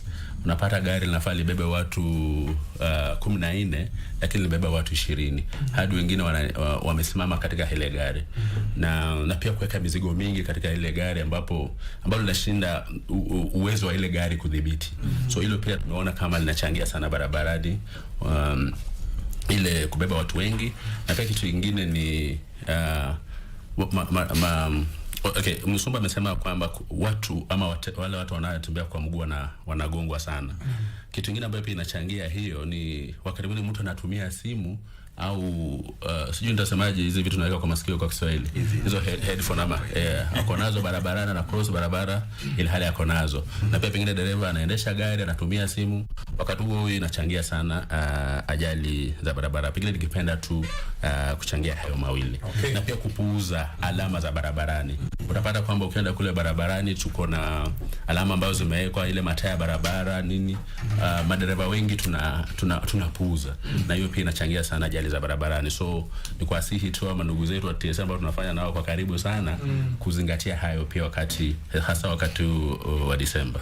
Kuna mmoja hapa ameuliza swali kuna kama St. John's Ambulance. Naam. Anaitwa Yusuf Farah, ni mmoja tu wa wanahabari wenzangu hapa, anafuatilia kipindi. Mwanzo anasema anafurahishwa na kipindi, alafu anasema mara nyingi Wakenya wanakimbilia kuondoa watu kwenye magari kunapotokea ajali bila kujua mara nyingine wanaumiza hata uti wa mgongo wa wale majeruhi. Is it time for St. John's Ambulance to call for basic first aid classes in every institution or maybe night clubs? Niliona video moja ilikuwa inaenda viral, kuna mhubiri mmoja aliingia kwenye bonge la club apeleka neno kule.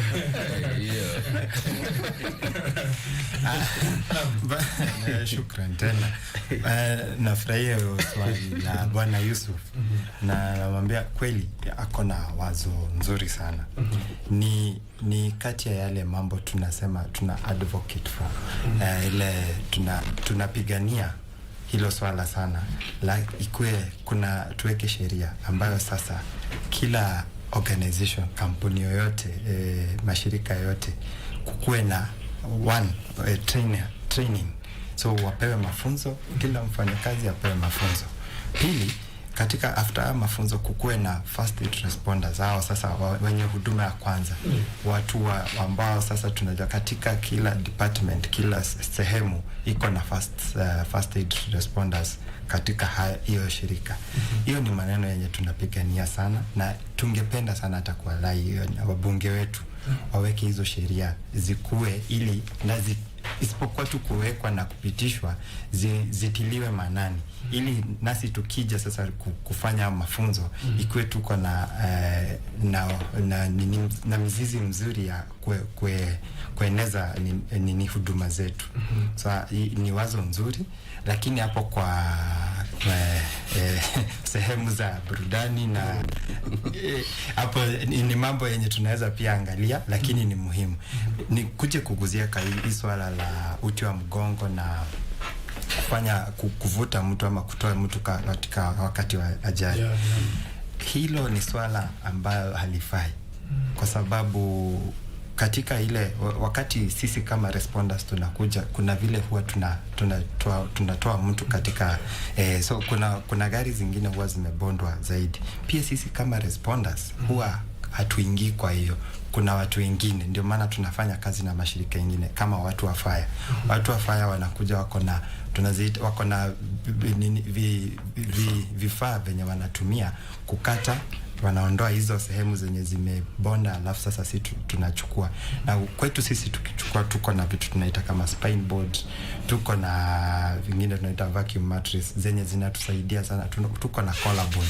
Hizo zote tunatumia wakati tunajaribu kubeba ama kuondoa huyu mwenye ameathirika katika hiyo hali.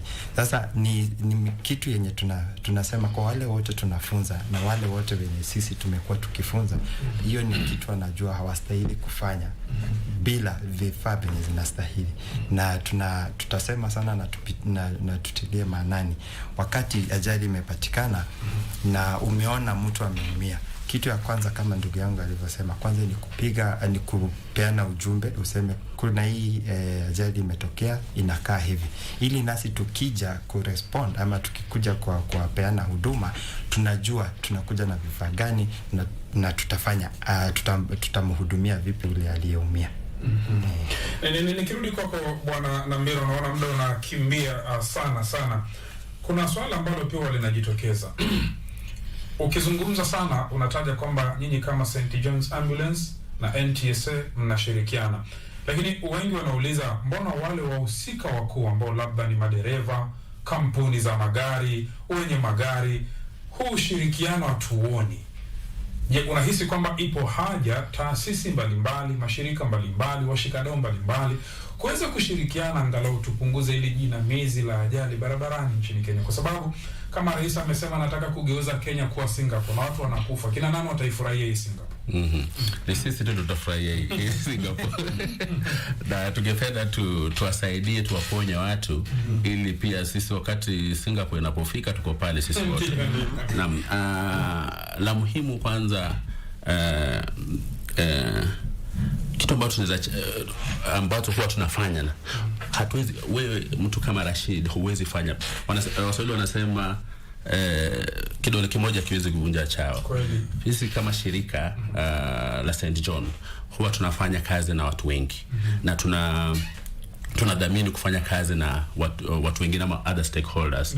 Na wale ambao tunafanya nao kwa karibu kabisa, tumesema NTSA, tumesema KENHA, tumesema police, hata watu ambao mashirika ya magari, hizi SACCOS ambazo zinafanya magari, ni baadhi ya watu ambao tuna target katika mafunzo yetu na pia katika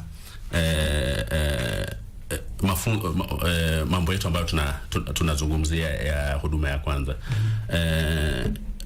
Hivi karibuni tumekuwa hata na kongamano ambalo tumekuwa pamoja pia na Safaricom na nini. So tunajaribu kuhusisha washirika wengi. Hata ndio maana pia tumeangalia vile tunaweza fanya kazi na watu kama vyombo vya habari kama ninyi. So tunatumia njia nyingi zaidi na watu wengi tofauti katika haya mambo ya ajali ya barabarani, yana mafunzo na kuambia ni jinsi gani ambazo unaweza zuia hizi ajali. Partner wetu ama watu ambao pia tunaangalia kwa karibu sana ni watu kama counties. Kwa mfano tunajaribu kuweka MOUs na county tofauti ili tukubaliane katika hii kazi ambayo tunafanya barabarani ni nini. Unajua sasa tuko na hizi gatuzi ambazo ziko na umuhimu sana katika jambo lolote lile, na hasa mambo ya afya pia. So tumefanya MOUs na county kadhaa kama Makueni, Machakos, Nakuru, Kiambu, na tunaendelea tukienda katika hii barabara, ili hii kazi ambayo tunafanya hatufanyi pekee yetu, na pia tuko na majukumu ambayo kila mtu amepewa. So kwa mfano katika hizi kaunti ambazo tunafanya nayo, majukumu ambayo tunaangalia kwamba wanaweza fanya kando na sisi yenye tunafanya kama St. John, mwanzo watusaidie pia katika kuboresha zile hospitali ambazo tunapeleka wagonjwa baada ya ajali. Sisi kazi yetu ya kwanza ni kutoa huduma ya kwanza. Tunapomaliza ile huduma ya kwanza, tunahakikisha tunafika pale kabla muda haujayoyoma. Lengo letu ni kama St. John ni wakati wote ajali inafanyika hapa nchini na hasa kwa mabarabara kubwa, tufike pale kabla dakika 30 hazijaisha. So tukishafika pale tunapeana huduma ya kwanza. Kuna ile kitu ambacho tunasema kwa Kiingereza the 10-minute platinum ama golden hour. Ule wakati ambao ukifika pale ule mtu ambaye amepata ajali hajahadhirika sana, tukipeana huduma yetu ya kwanza tunapeleka hospitali. So jukumu kubwa ambalo county ziko nazo ambao tunashirikiana nao ni kuboresha zile hospitali, ambapo ukifika pale hautakosa kupata matibabu ambayo inafaa. Pili, hizi county ambazo tunafanya nazo, hizo gatuzi ambazo tunafanya nazo, wanatusaidia pia kutupatia wale watu ambao tunafanya nao kama madaktari, kama wale CHP wa pale Nyandani, ambao tunawafunza pia katika ile mafunzo ya huduma ya kwanza na jinsi pia wanaweza hudumia watu vizuri wanapofika pale hospitali. Jukumu lingine la muhimu ambalo county inatusaidia ni pia kuelimisha watu pale Nyandani. Hii huduma ambayo sisi pekee yetu kama St. John hatuwezi fika pale hasa zile barabara za ndani. So tunathamini ushirikiano wa watu tofauti tofauti, ushirikiano wa polisi, ushirikiano wa watu wa jamii, ushirikiano na gatuzi ambazo tunafanya nazo, na ushirikiano na vyombo vya habari ambazo kwa sasa, na tunashukuru sana KBC kutupatia huu muda angalau pia tuweze kufikia jamii. Asante Bwana Musumba. Tukimalizia, kama nimekunukuu vizuri, umetuambia wale wengi ambao wanapata ajali katika taifa letu la Kenya ni wale wanaotembea kwa miguu, na vile vile pia umegusia vyanzo vya ajali, ikiwa ni pamoja na kupeleka magari kwa kasi, na vile vile pia wale ambao wanakunywa soda kali. Na kwa kimalizia, tunapoelekea mwaka 2026, ni ujumbe gani kutoka kwenu kama NTSA mngependa kutoa? Kutoka NTSA tungependa tunawarai Wakenya wote ambao msimu huu kwanza wa Disemba, Krismasi na hata kuingia mwaka mpya, kwamba lazima wasafiri. Hatujakataa kwamba tuwe waangalifu katika zile barabara zetu.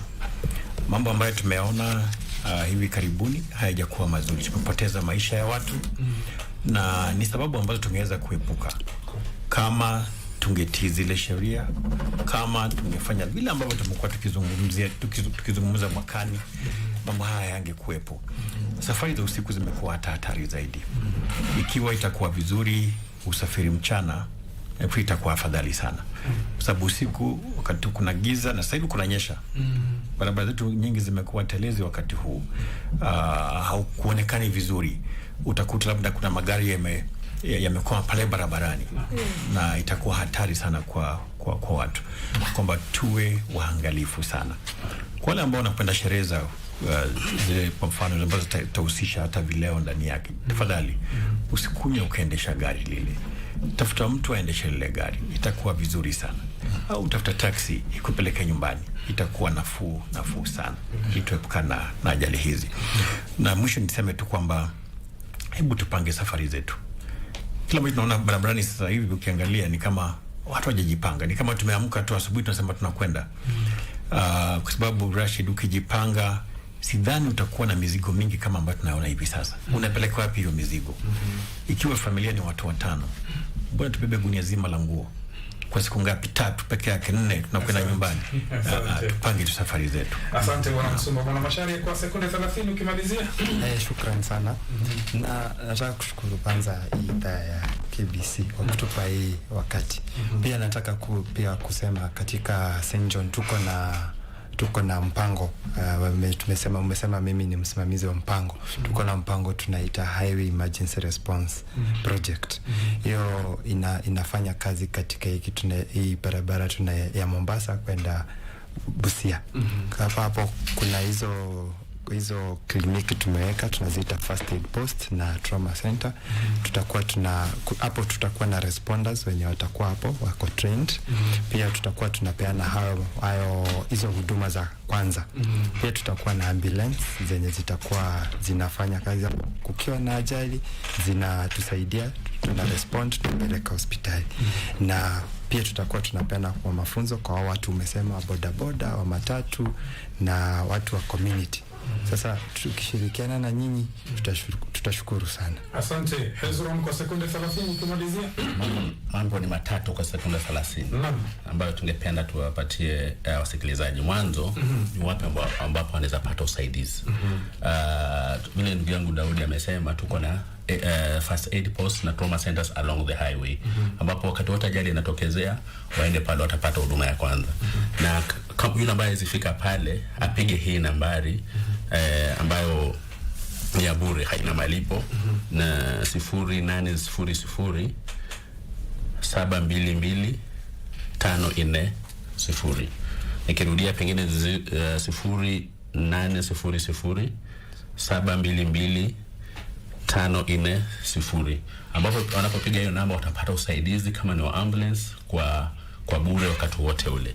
La pili, naomba wasafiri au watu wote wale kwa jamii wazingatie sheria za barabarani.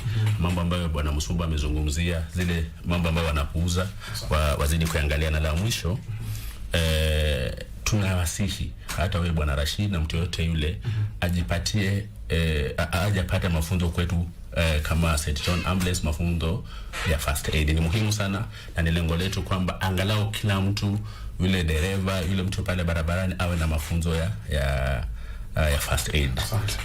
Na pia wanunue vifaa za first aid kits kutoka kwetu ambazo ni muhimu sana wakati wa dharura inapotokezea. Asante Bwana Rashid. Asante. Naam, mtazamaji, kila kilicho na mwanzo hakina budi kuwa na mwisho. Waswahili siku zote wasema mgeni njoo mwenyeji apone. Lakini wenyeji wangu wamekuja, wamepata glasi za maji vuguvugu. Mimi mwenyeji sijapona, ni huki maina. Kufikia hapo mpenzi mtazamaji, hatuna la zaidi, ikiwa ni saa 3 kamili.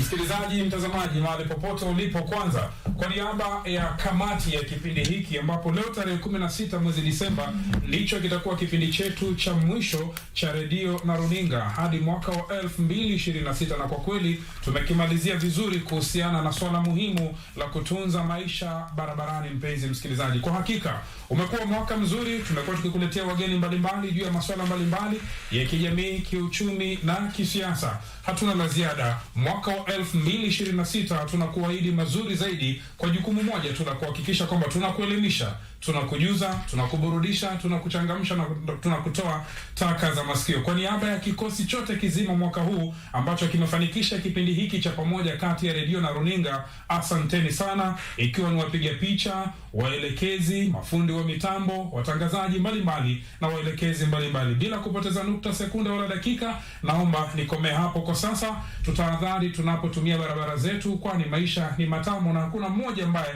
anataka kupoteza mtu wake kutokana na ajali za barabarani. Kwa niaba ya watayarishi wa kipindi hiki wa Moi Masila na Nancy Kemto, mimi nimekuwa mtangazaji wako. Jina langu naitwa Rashid Mumkondo, na asante dada Naomi Mora, ameshikilia kamera mbili na ni mwanamke mmoja. Wanawake wanaweza. Kwaherini kwa sasa.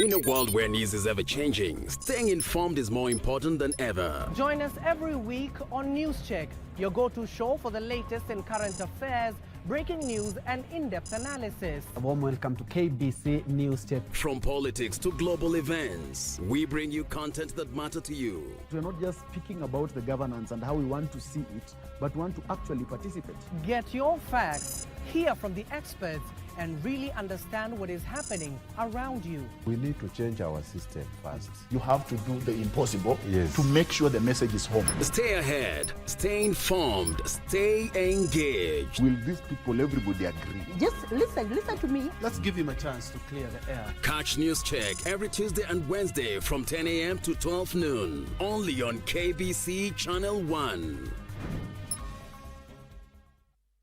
Joy to the world, the Lord is come.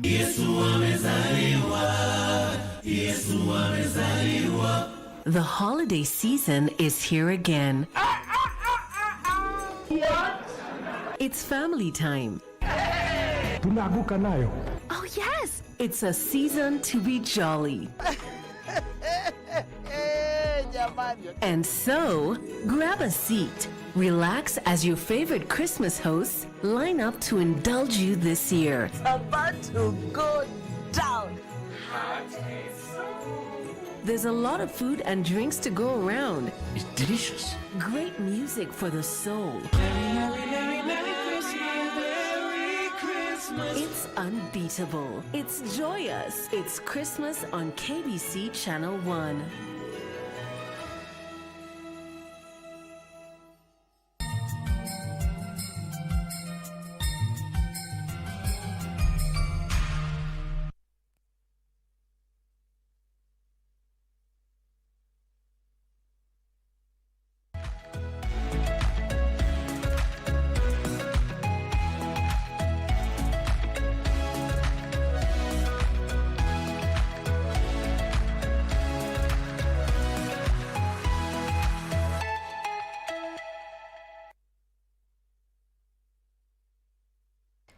And Good Morning Kenya gets to continue. Thank you for staying with us. We get into our health check segment, and it is more or less the same conversation that Mom Kondo was having on the other side, that is on the radio side. This is a conversation that we need to keep having. We need to speak about this. I mean, the numbers are really, really worrying. The number of fatalities on our roads as at now, you know, from the statistics that we have lost 4,682,000 people, 4,682 on our roads. Can you imagine? That is not just a number. These are people. These are individuals. This is someone's father. This is someone's mother. This is someone's sister. This is someone's brother. These are, you know, children. It is human beings' lives being lost. So it is time for us to try and see where we're going wrong and how can we make it better. And even for the response, or for the responders, the first responders who get to these scenes, what is your responsibility? Because you may be the person to save that life. So that is what we will be looking at. Our topic of conversation is safety first, FAST, and fast response, FIRST. That is what we are looking at, and I am more than pleased to be joined by three gentlemen. I will begin with my immediate left. We have Hesbon Odhiambo, who is the National Emergency Operations Center Coordinator, Red Cross. Welcome to the show. It's a pleasure to have you here today.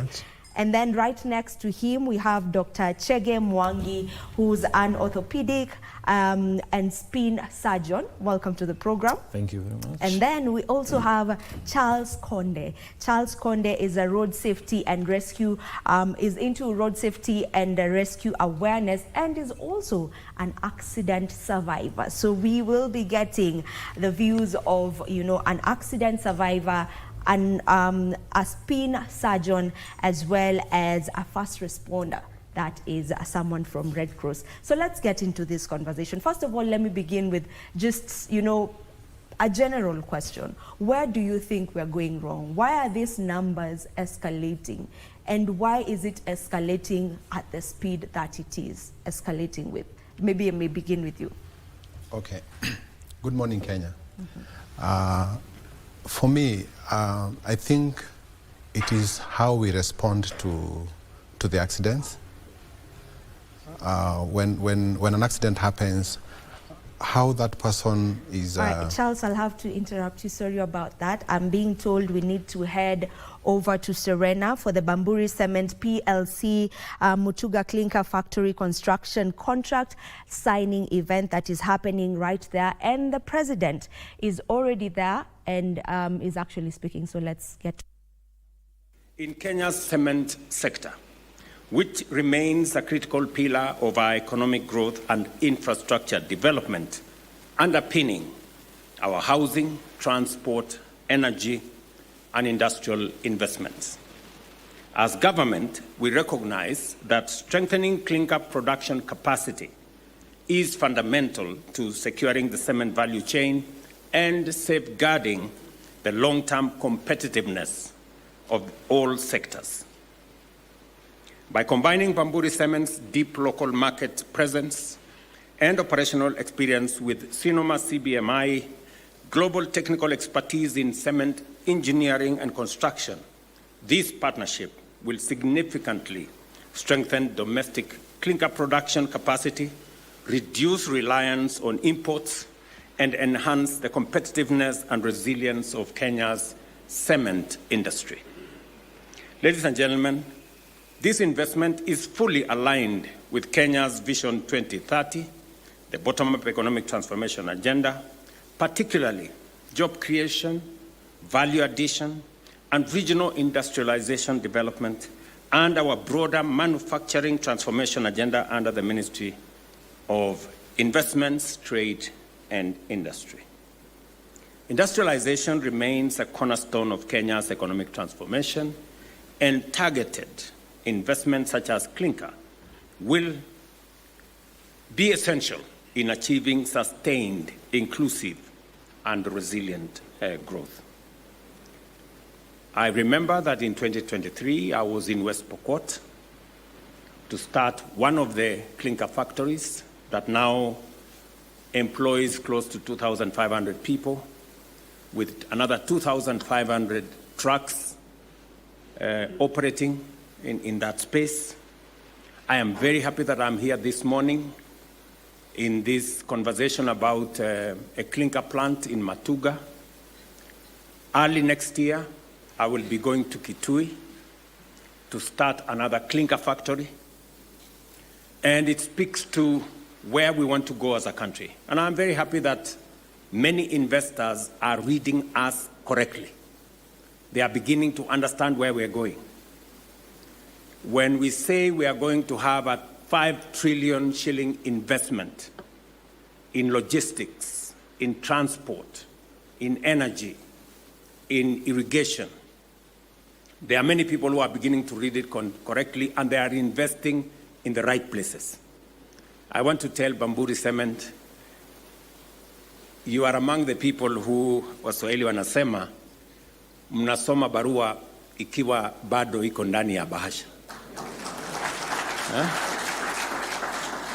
Because this investment, the kind of trajectory we are looking at into the future, the investment in the 5 trillion program which Cabinet approved, the infrastructure and the mechanism and the framework that is going to roll out this investment, cement, steel, construction is going to be at the core of that investment journey. And therefore, I am asking Bamburi and all the other players to begin to think about doubling your capacities, maybe tripling your capacities, because that is the kind of push we will need to be able to get Kenya where we want it to be. In this context, allow me to situate today's project within our broader 5 trillion bold national ambition to take Kenya to a first world economy, which we have unveiled as a deliberate pathway to achieving Kenya's economic freedom. This national project is anchored on strategic infrastructure development, and I hope, Bamburi, you're listening.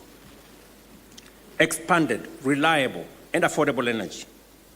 Large-scale infrastructure in irrigation through extensive dam construction designed to unlock productivity across agriculture, manufacturing, housing, transport, and services. Through sustained investments in roads, we intend to dual 2,500 kilometers of critical highways, and that fast is already going on. Next year, as I announced the other day, we will be doing a couple of roads around Nairobi, Thika Superhighway, the road to Ngong, the road to Kiserian, all the way to Isinya, and many other dueling of roads that will happen. We will roll out the full extent in the coming year. We will be extending the standard gauge railway from Naivasha through Kisumu to Malaba. We will require tons and tons of steel and cement. And that particular construction of the extension of the standard gauge railway is going to begin in January. I am not talking about 2027, 2026.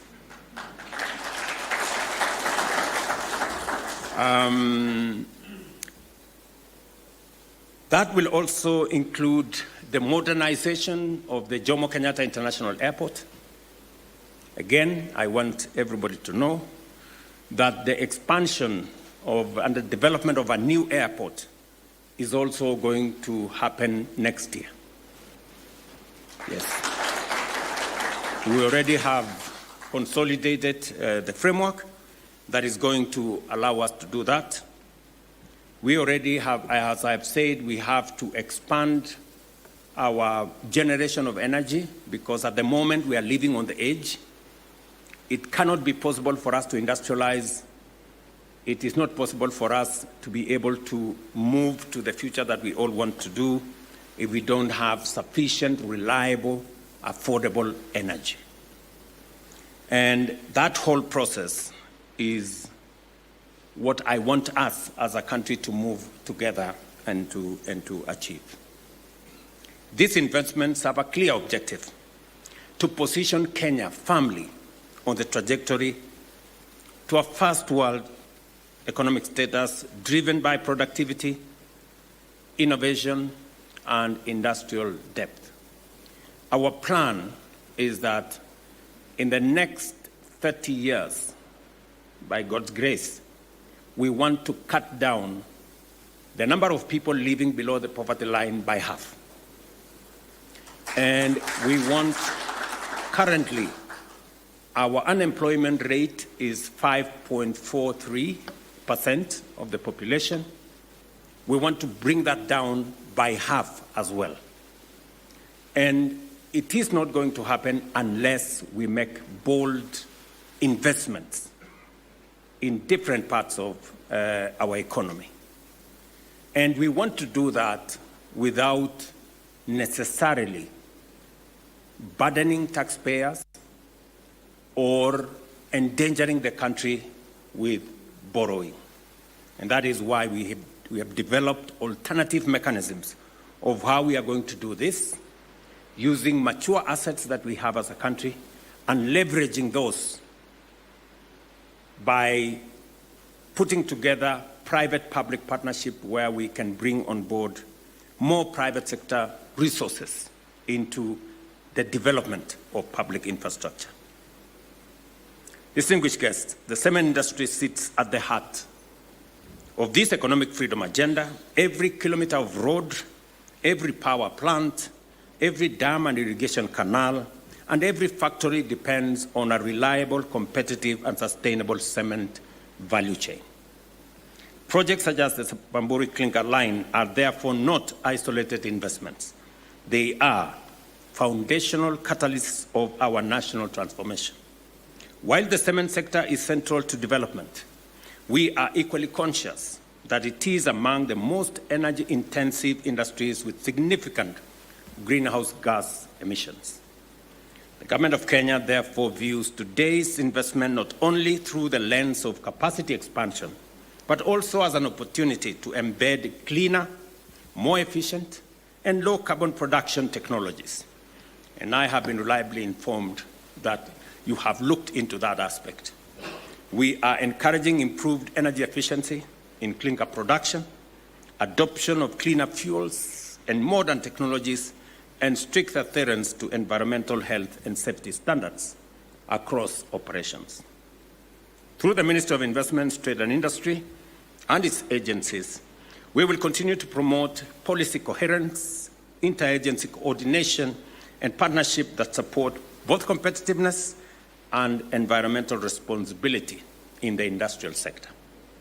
Decarbonization is not a constraint. It is an opportunity to innovate, reduce costs, attract green investment, and position Kenya as a regional leader in sustainable manufacturing. These efforts support Kenya's commitment in environmental matters. Distinguished guests, allow me also to highlight another flagship program that is directly linked to today's investment. The Affordable Housing Program, which remains one of the most ambitious social and economic interventions in our history. Currently, over 240,000 affordable housing units are under construction across Kenya, from urban centers to emerging towns, transforming skylines and livelihoods alike.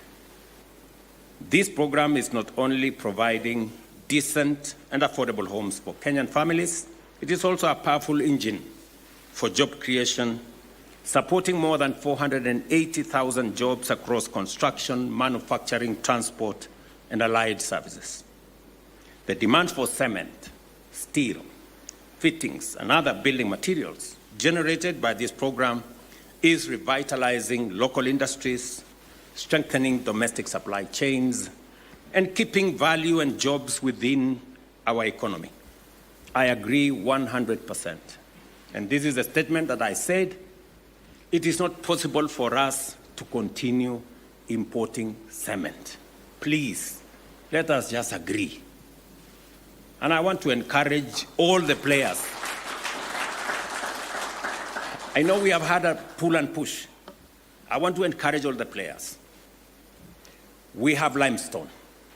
We have all the other raw materials that are necessary for the production of cement here in Kenya.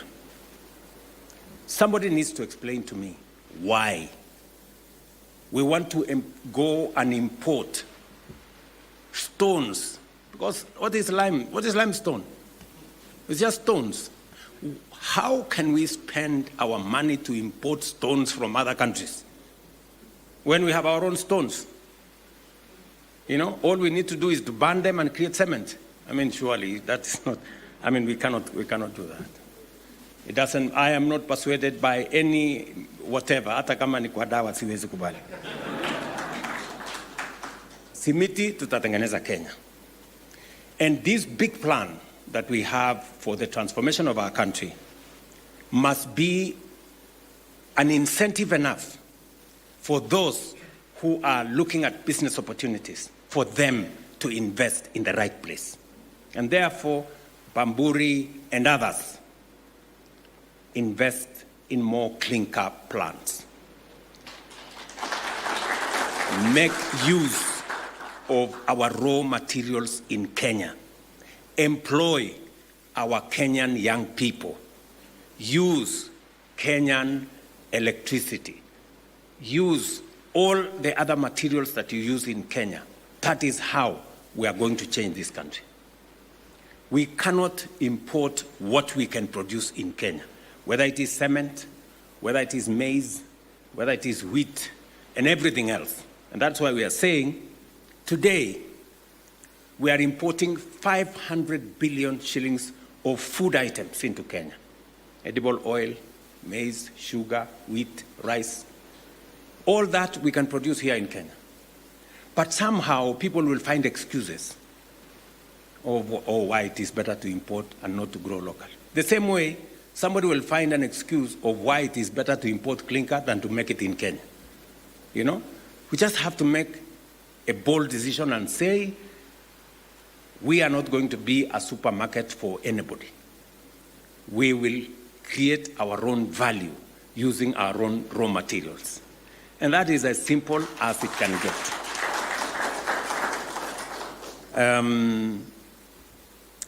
So, just to tell you,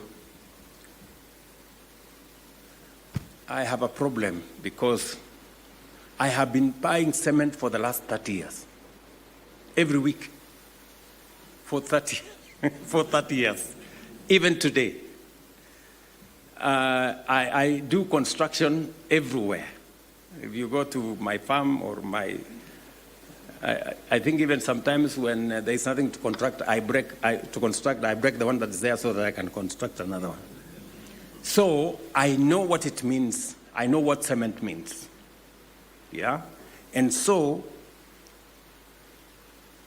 investment in this sector is what is going to make us grow. My intention is that for the next 20 years, Kenya is going to be one big construction site. For the next 20 years. So those in the construction industry, you have business. So mujipange. Wale watu wa simiti mujipange. Wale watu wa kwari mujipange. Wale watu wa chuma mujipange. Kila mtu hapo wajipange. That's where we're going to drive it. Ladies and gentlemen, the project we are unveiling today holds particular significance to Matuga and the wider Kwale County region. I know the Member of Parliament from Matuga, Mr. Tandasa Sawa, is here. It is expected to create direct and indirect employment opportunities, support skills development and technologies transfer, stimulate local enterprises across logistics, quarrying, maintenance, and services, and contribute meaningfully to community development and local economic growth. Balanced regional industrialization remains a priority for government. And I'm very happy that one plant of cement is in West Pokot, another plant is in Kitui, another plant now is going to Kwale. Hopefully we'll get another plant in a different part of the country because we want to move the country as one. The government of Kenya remains fully committed to supporting this project and similar investments that deepen value addition, create jobs, and strengthen our manufacturing base. I commend Bamburi Cement PLC, Sinoma CBI Construction Company Limited, and all partners involved. I'm told KCB, our good people who have been of great value, supporting our programs, and all the other banks and the legal firms and everybody else that is part and parcel of this great journey. Not to forget the dedicated employees of Bamburi Cement. I know that I'm informed that they have been looking forward to an investment in this program for a while, and I look forward to the successful implementation of this clinker line and its positive impact in Matuka, Kwale County, and of course in the Republic of Kenya. My very best wishes as you undertake this major investment. The cement industry has seen an investment over the last 3 years of about $800 million, which is close to 100 billion Kenya shillings. And I am very sure that this is where we all want to take it. The Ministry of Investment, Trade and Industry will provide the policy direction on how we are going to move this forward.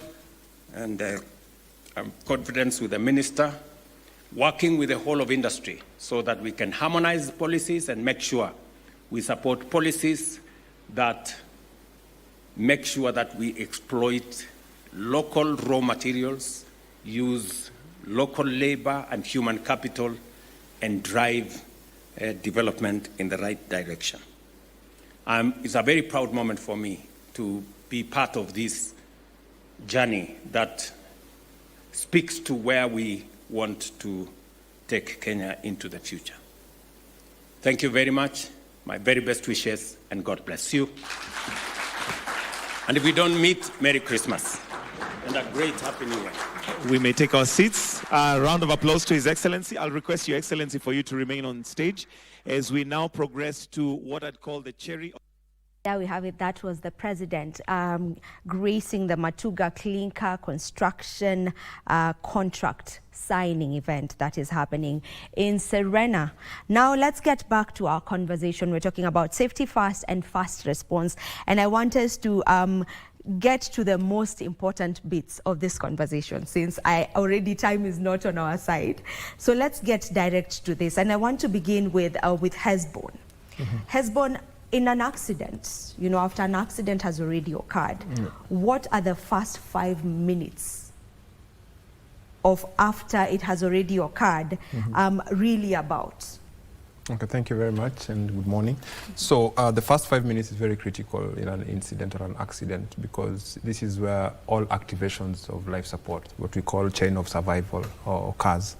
The first people on ground need to act very fast. Of course, in the other countries, you'll find, like you're told, you need to call the emergency line immediately. So as you're running towards the incident itself, if it's safe enough for you, then you'll find someone saying, call an ambulance. So what we are saying is you need to know how to call for that help, even as you're doing the other interventions. So the idea of calling is one of the most important thing. The second thing is to secure the area if possible, because at this point everybody is running around, everybody is scared. If there's a blast or an impact, maybe a sound, everybody is kind of like running away or towards the incident itself. So the person who is responding, the first responder on ground, and here we assume that it's the local community, then they need to have the ability or the skill to be able to secure the area. Like try and just tell everybody to move away from whatever has happened.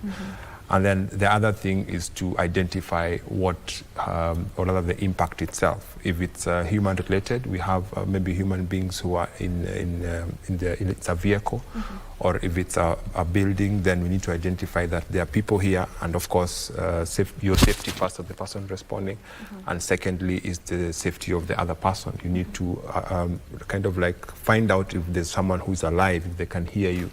At this point, you want the other person to help you help them. If they can hear you, then you ask them to come towards you. If they can't hear you, then you go towards them. This is where now you start deploying your skills that you've learned, that is life-saving skills. So those first 5 minutes, critical things, identification, calling for help, and then understanding what to do first, so that you don't get into doing something that you're not trained in. You might end up causing more harm than helping. Okay, so I'll get back to you on the skills, because most times when this happens, because it's usually unexpected, it is an accident. We don't have skilled people or people who are actually trained for such, or even simple first aid. Most of us don't even know it. And when we talk about emergency lines, do we have those numbers? When you say call an ambulance, what number am I calling? Who am I calling? Exactly. Yeah. That's one of the best questions that we should ask ourselves this festive season, even as you go to our celebrations in the village or anywhere we are going to. Do you have an emergency line number? Do you know your fire number? For us as the Red Cross, we have the 1199 toll-free number that you can call. And of course, with the kind of landscape we have right now in terms of incidents, then we are able to connect you with different agencies. Even if you don't know any other number, you can connect with the fire department, NTSA, KENHA, whoever can be able to assist you first. We don't have to get our own ambulances there first if they're not available, but the nearest ambulance that can be able to support you. If not the ambulance, then even the police or anyone who can help you for that matter, and depending on where you are. All right. Doc, from your point of view, maybe, from the experience you've had, I know you've dealt with a lot of maybe accident patients. How often do you get to see injuries that have been made worse by people who intentionally were not, that wasn't their intention in the first place. They went there trying to help, but maybe they made it worse. Have you experienced such cases? Oh, thank you very much, and good morning, Kenya. This is a very good question, because I have actually treated a lot of people, including last week, where a patient got a road traffic accident, was riding his motorcycle, and he fell down after hitting another motorcycle, and got a severe spinal cord injury, because of the way the patient was handled. So the first responders or the bystanders can actually cause more harm than good if they hold or deal with this patient in a way that is not protecting their spine or their injured limbs. And one of the commonest thing that I see is when the patient is bleeding and people applying a tourniquet. A tourniquet means applying circular, maybe a rubber band or something around that limb to prevent bleeding. But what we teach or what would advocate is direct pressure on the area that is bleeding. Even if it means one person dedicated to putting pressure on that particular area that is bleeding. Because eventually when you put a tourniquet around that particular bleeding area and the patient gets to the hospital, we may end up losing that limb because you're constricting the nerve, you're constricting all the blood vessels, and we eventually get to lose that particular limb. The other thing I see often as a spine surgeon is spinal cord injuries that have been made worse because of the way the patients or these victims are handled. And the other, of course, issues is loss of life that could have been prevented because of initiating treatment measures at the site, which would have been prevented by just waiting for the emergency response team to arrive at the scene. So I see quite a lot of injuries that have been made worse because of the first responders trying to get the patients out of the building, for example, and using equipment that eventually injure the patient more, or getting these victims out of the vehicle or out of the particular area of injury, and that causes more harm than good. Yes. So what are maybe some of the early actions that make a difference, specifically when it comes to spinal injury outcomes? So probably I'm that person who's there first. We've gotten to this accident scene, road accident scene. Are there maybe things you can say that one would do to avoid, you know, injuring them further or giving them a spinal injury that would, you know, be fatal or cause, you know, long-term injuries? Thank you very much. Yes, one of the things that is very key to emphasize is once you get to the area, the first thing after checking your safety and the safety of the victims and coding the area, the next step is calling the emergency numbers. Like we have the 999, we have 911, we have 112, so that you can activate the mechanisms to get help from trained personnel who would come and help in that particular situation. The next thing that one can do after ensuring they are not in danger, because sometimes it could be fire, it could be fuel that is leaking, and you don't want to get into that particular scenario. You code off the area, and once you've activated safety for yourself, safety for the victim, and you have called for help, the other thing is to check on the people who are involved in the accident. Are they screaming? If they are screaming, those ones are breathing. Those ones are already having their airway patterned. So what you just need to do as the one taking lead in that particular time before the emergency response team comes is to ensure there is somebody talking to them, to engage them so that they keep talking, and by talking their airway is open. The ones that are silent are the ones who are particularly could be having more injuries, like head injury, a spinal cord injury, or the bleeding. When someone is bleeding, like we have alluded to, is just by applying direct pressure using sterile clothes. And this one we say that in all our vehicles we should have a first aid kit, And in the first aid kit, usually there is a bandage or clothing material, apply a direct pressure on the wound. The other thing is to elevate the limb above the level of the heart. That one slows blood circulation to that particular area and reduces bleeding. If someone has a spinal cord injury, they just need to be kept in that particular position until the response team arrives. If someone has a broken limb, like a fracture of the thigh bone or fracture of the shin bone, just keeping the limb straight in that particular position where the patient, where the victim is, keeping the limb straight and splinting maybe with the pieces of wound or pieces of timber and wrapping around, that would help in preventing the fracture or the bones injuring the tissues around. But the most important thing here to emphasize is call for help and ensure your safety and the safety of the victims. All right. Mr. Charles, you have lived experience. Yes. You know, you were in an accident. If you don't mind, if you can just walk us through, you know, the moment that accident happened, and if you can remember what the first people who got there, you know, did, and if it made an impact to you being seated here today. Okay, thank you. My car, I had an accident, but it was not a collision. My car burst into fire on Thika Road at Resambo, 2016. So I cannot tell you how I got out of the car. I just found myself out. People removed me from the car, and the injuries that I got, I cannot explain, because fire and spine, how do you connect the two? Yeah. So it made me think a lot about... You got a spine injury? Yes. He operated on me. Oh. Yes. And today I can walk. And what I learned is that what happens after the accident happens is really important. People need to know.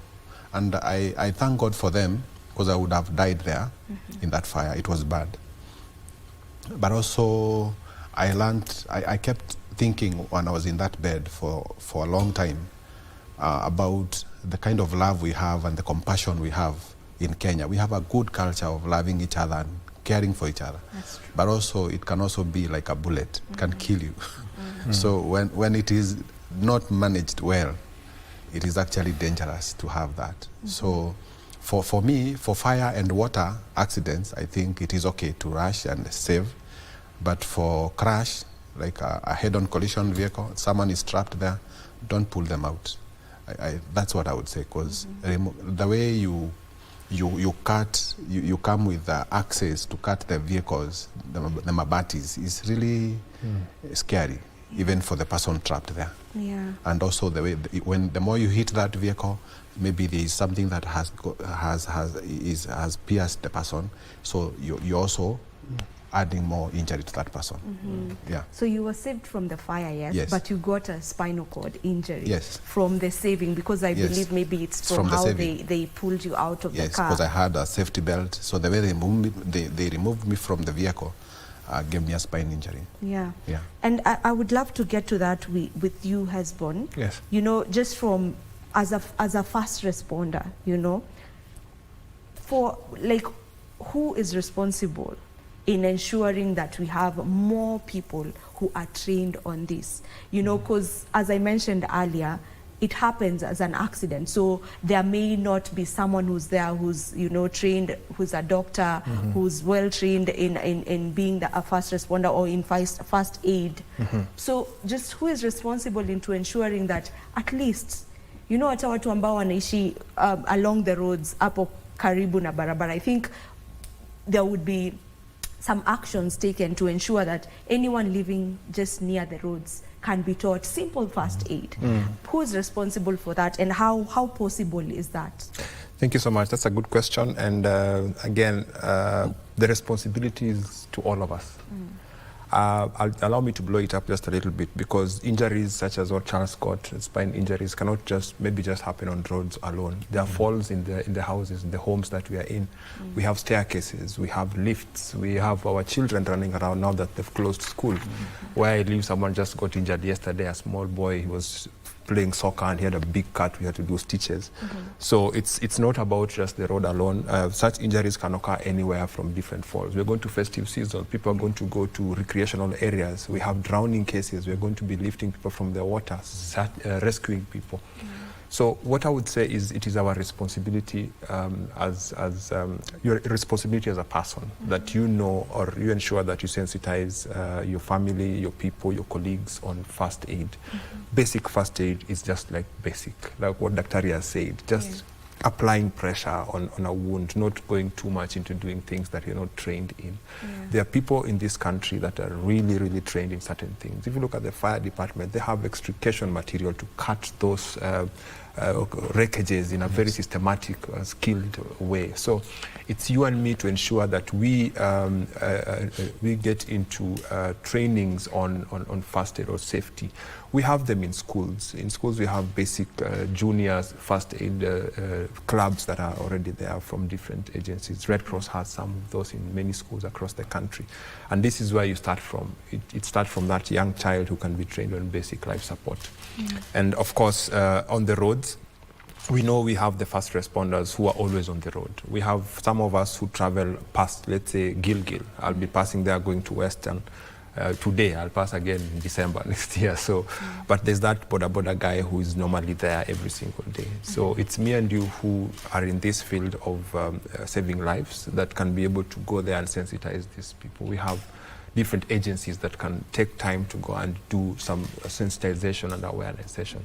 I like what Charles is saying, that he's a survivor and he would like to go back and probably just say, guys, I survived, you helped me, but because of what you did, then I got some other injury that is, it's going to take me like a long time to heal. But what else can we do? We need to assist guys to do these rescues in a basic, skilled manner. Of course, they will do what they know how to do best, because at that time they're saving a life. Of course, there are many lives that have been saved also. Unfortunately, some have already gotten this. But it is our responsibility to do this. Now, as Red Cross, we sensitize and train our community-based response teams across the country. And we try as much as possible to map out those hotspots and ensure that we can be able to sensitize some of those youths. And if you find areas like some hotspots or black spots across the highways, then you'll find that there are people who respond even during the night. You ask yourself, where have they come from? Those are people who have the zeal to go and support. They have the calling to go and support.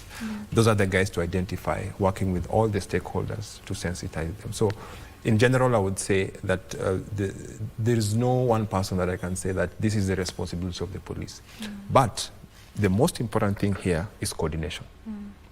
Coordination is the major aspect. If we found someone who could just take a step back and say, no, don't pull him out at first, let's coordinate this better from that team, then Charles would not have the problem he has today.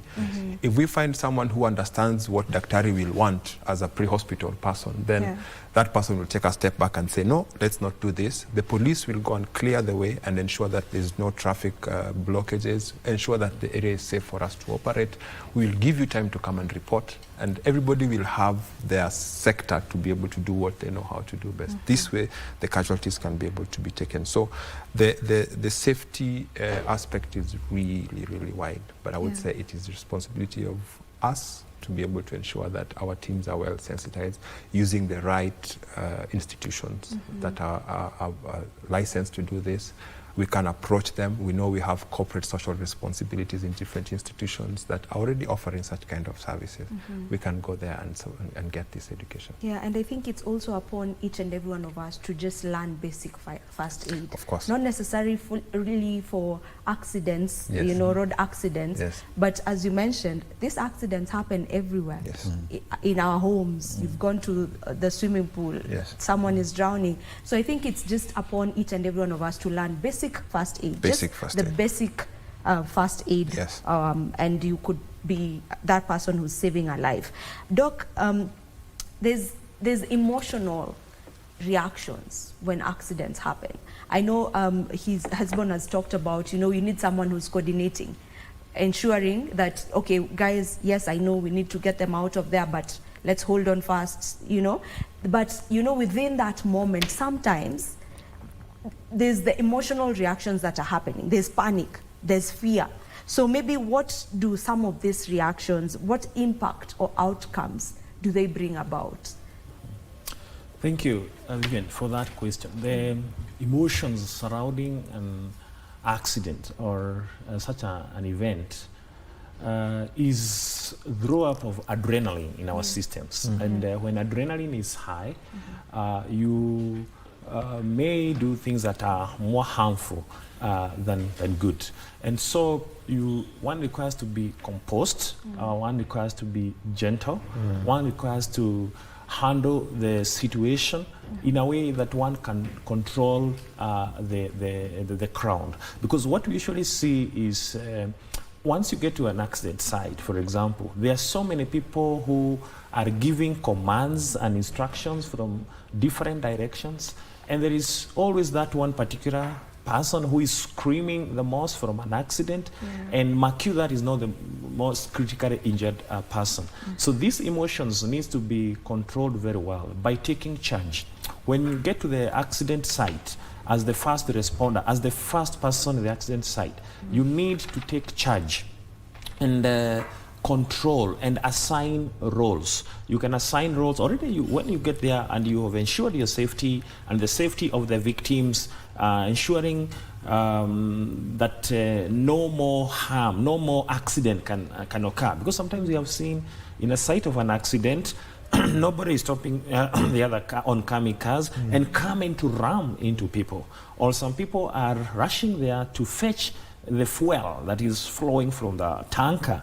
And there is nobody stopping them from doing that. So once you take charge and you assign roles, you assign roles in terms of mitigating more danger, in terms of assuring and comforting the ones who are shouting and crying, and also assign roles to some people to keep on calling on the emergency numbers and giving them clear directions and location and the extent of the injuries, and also other persons assessing, doing the assessment of breathing or the the nature or the magnitude of the injuries. So those emotions controlled in that way will help manage the situation better, so that people will not come with their pangas and shockers, and they want to wreck or they want to cut the wreckage, injuring the person who is already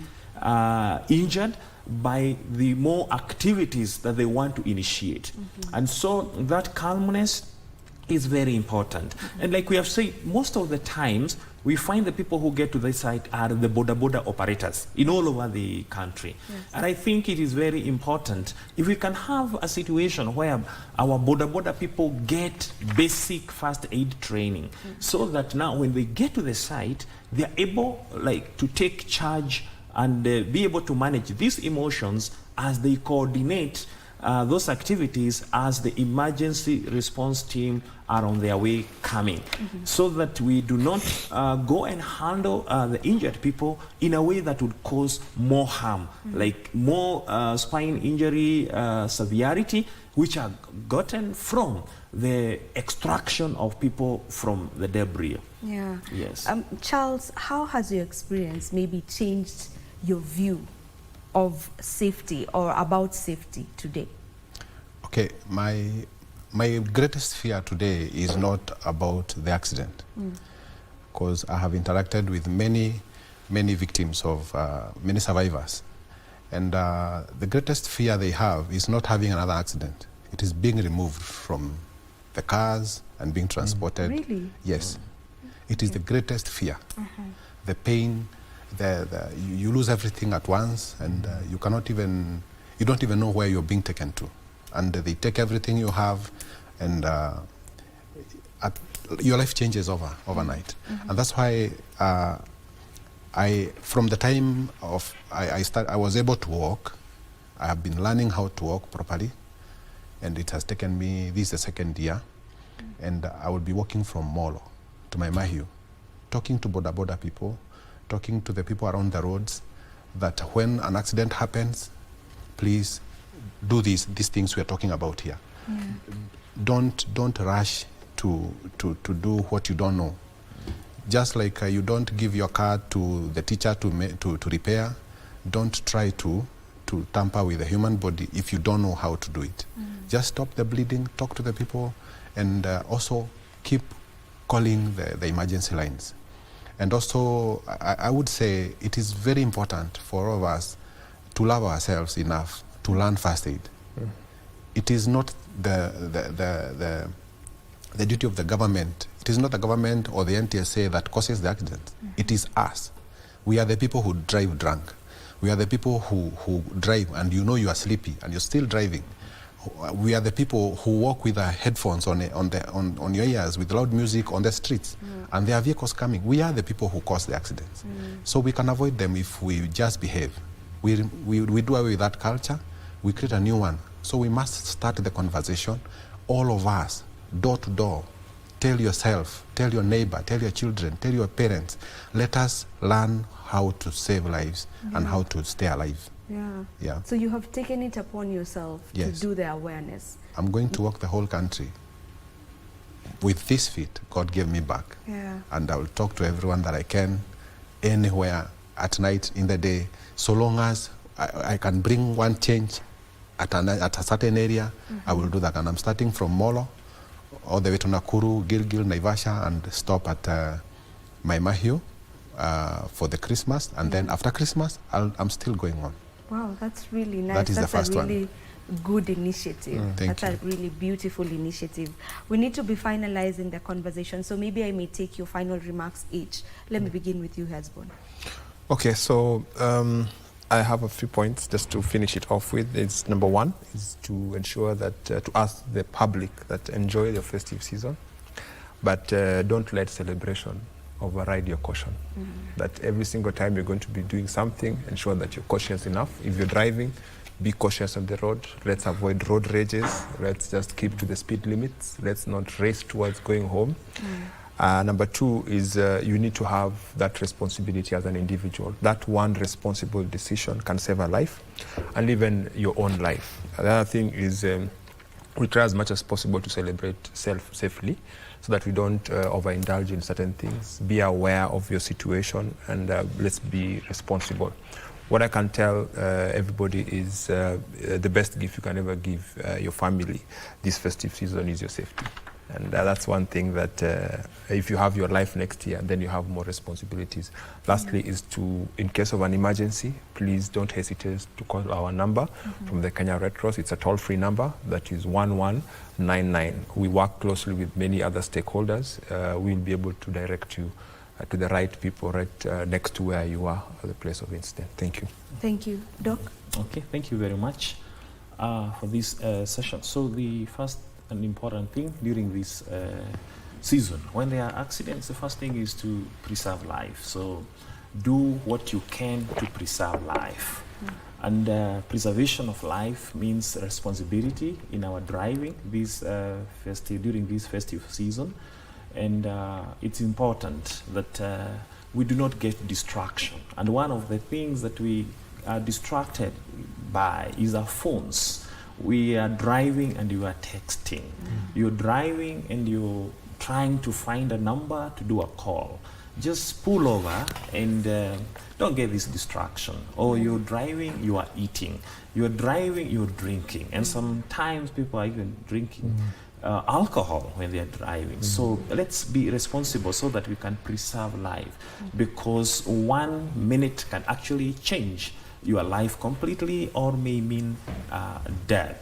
So let's not overspeed. Let's keep to the traffic rules so that we get home safely and enjoy with our loved ones. Thank you very much. Thank you so very much for joining. Okay, let me give you 5 seconds. Yes. 5 seconds. What I would say is we need to speak when the driver in your vehicle is driving wrong. Speak out for that, and also give way. Even if you're on the right lane, you're on the right lane, and someone is coming to have an accident with you ahead, just give them way. Okay. Even if you're on the right track.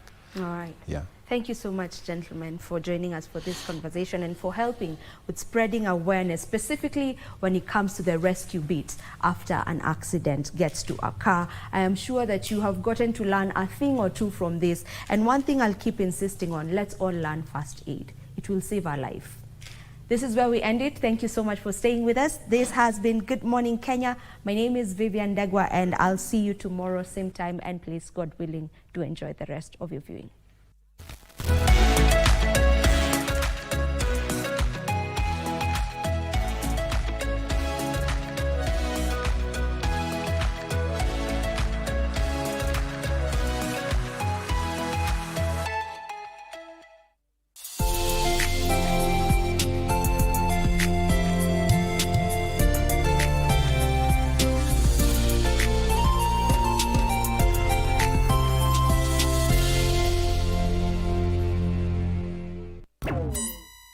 From peanut butter to frozen pizza, one product that's in almost everything is palm oil.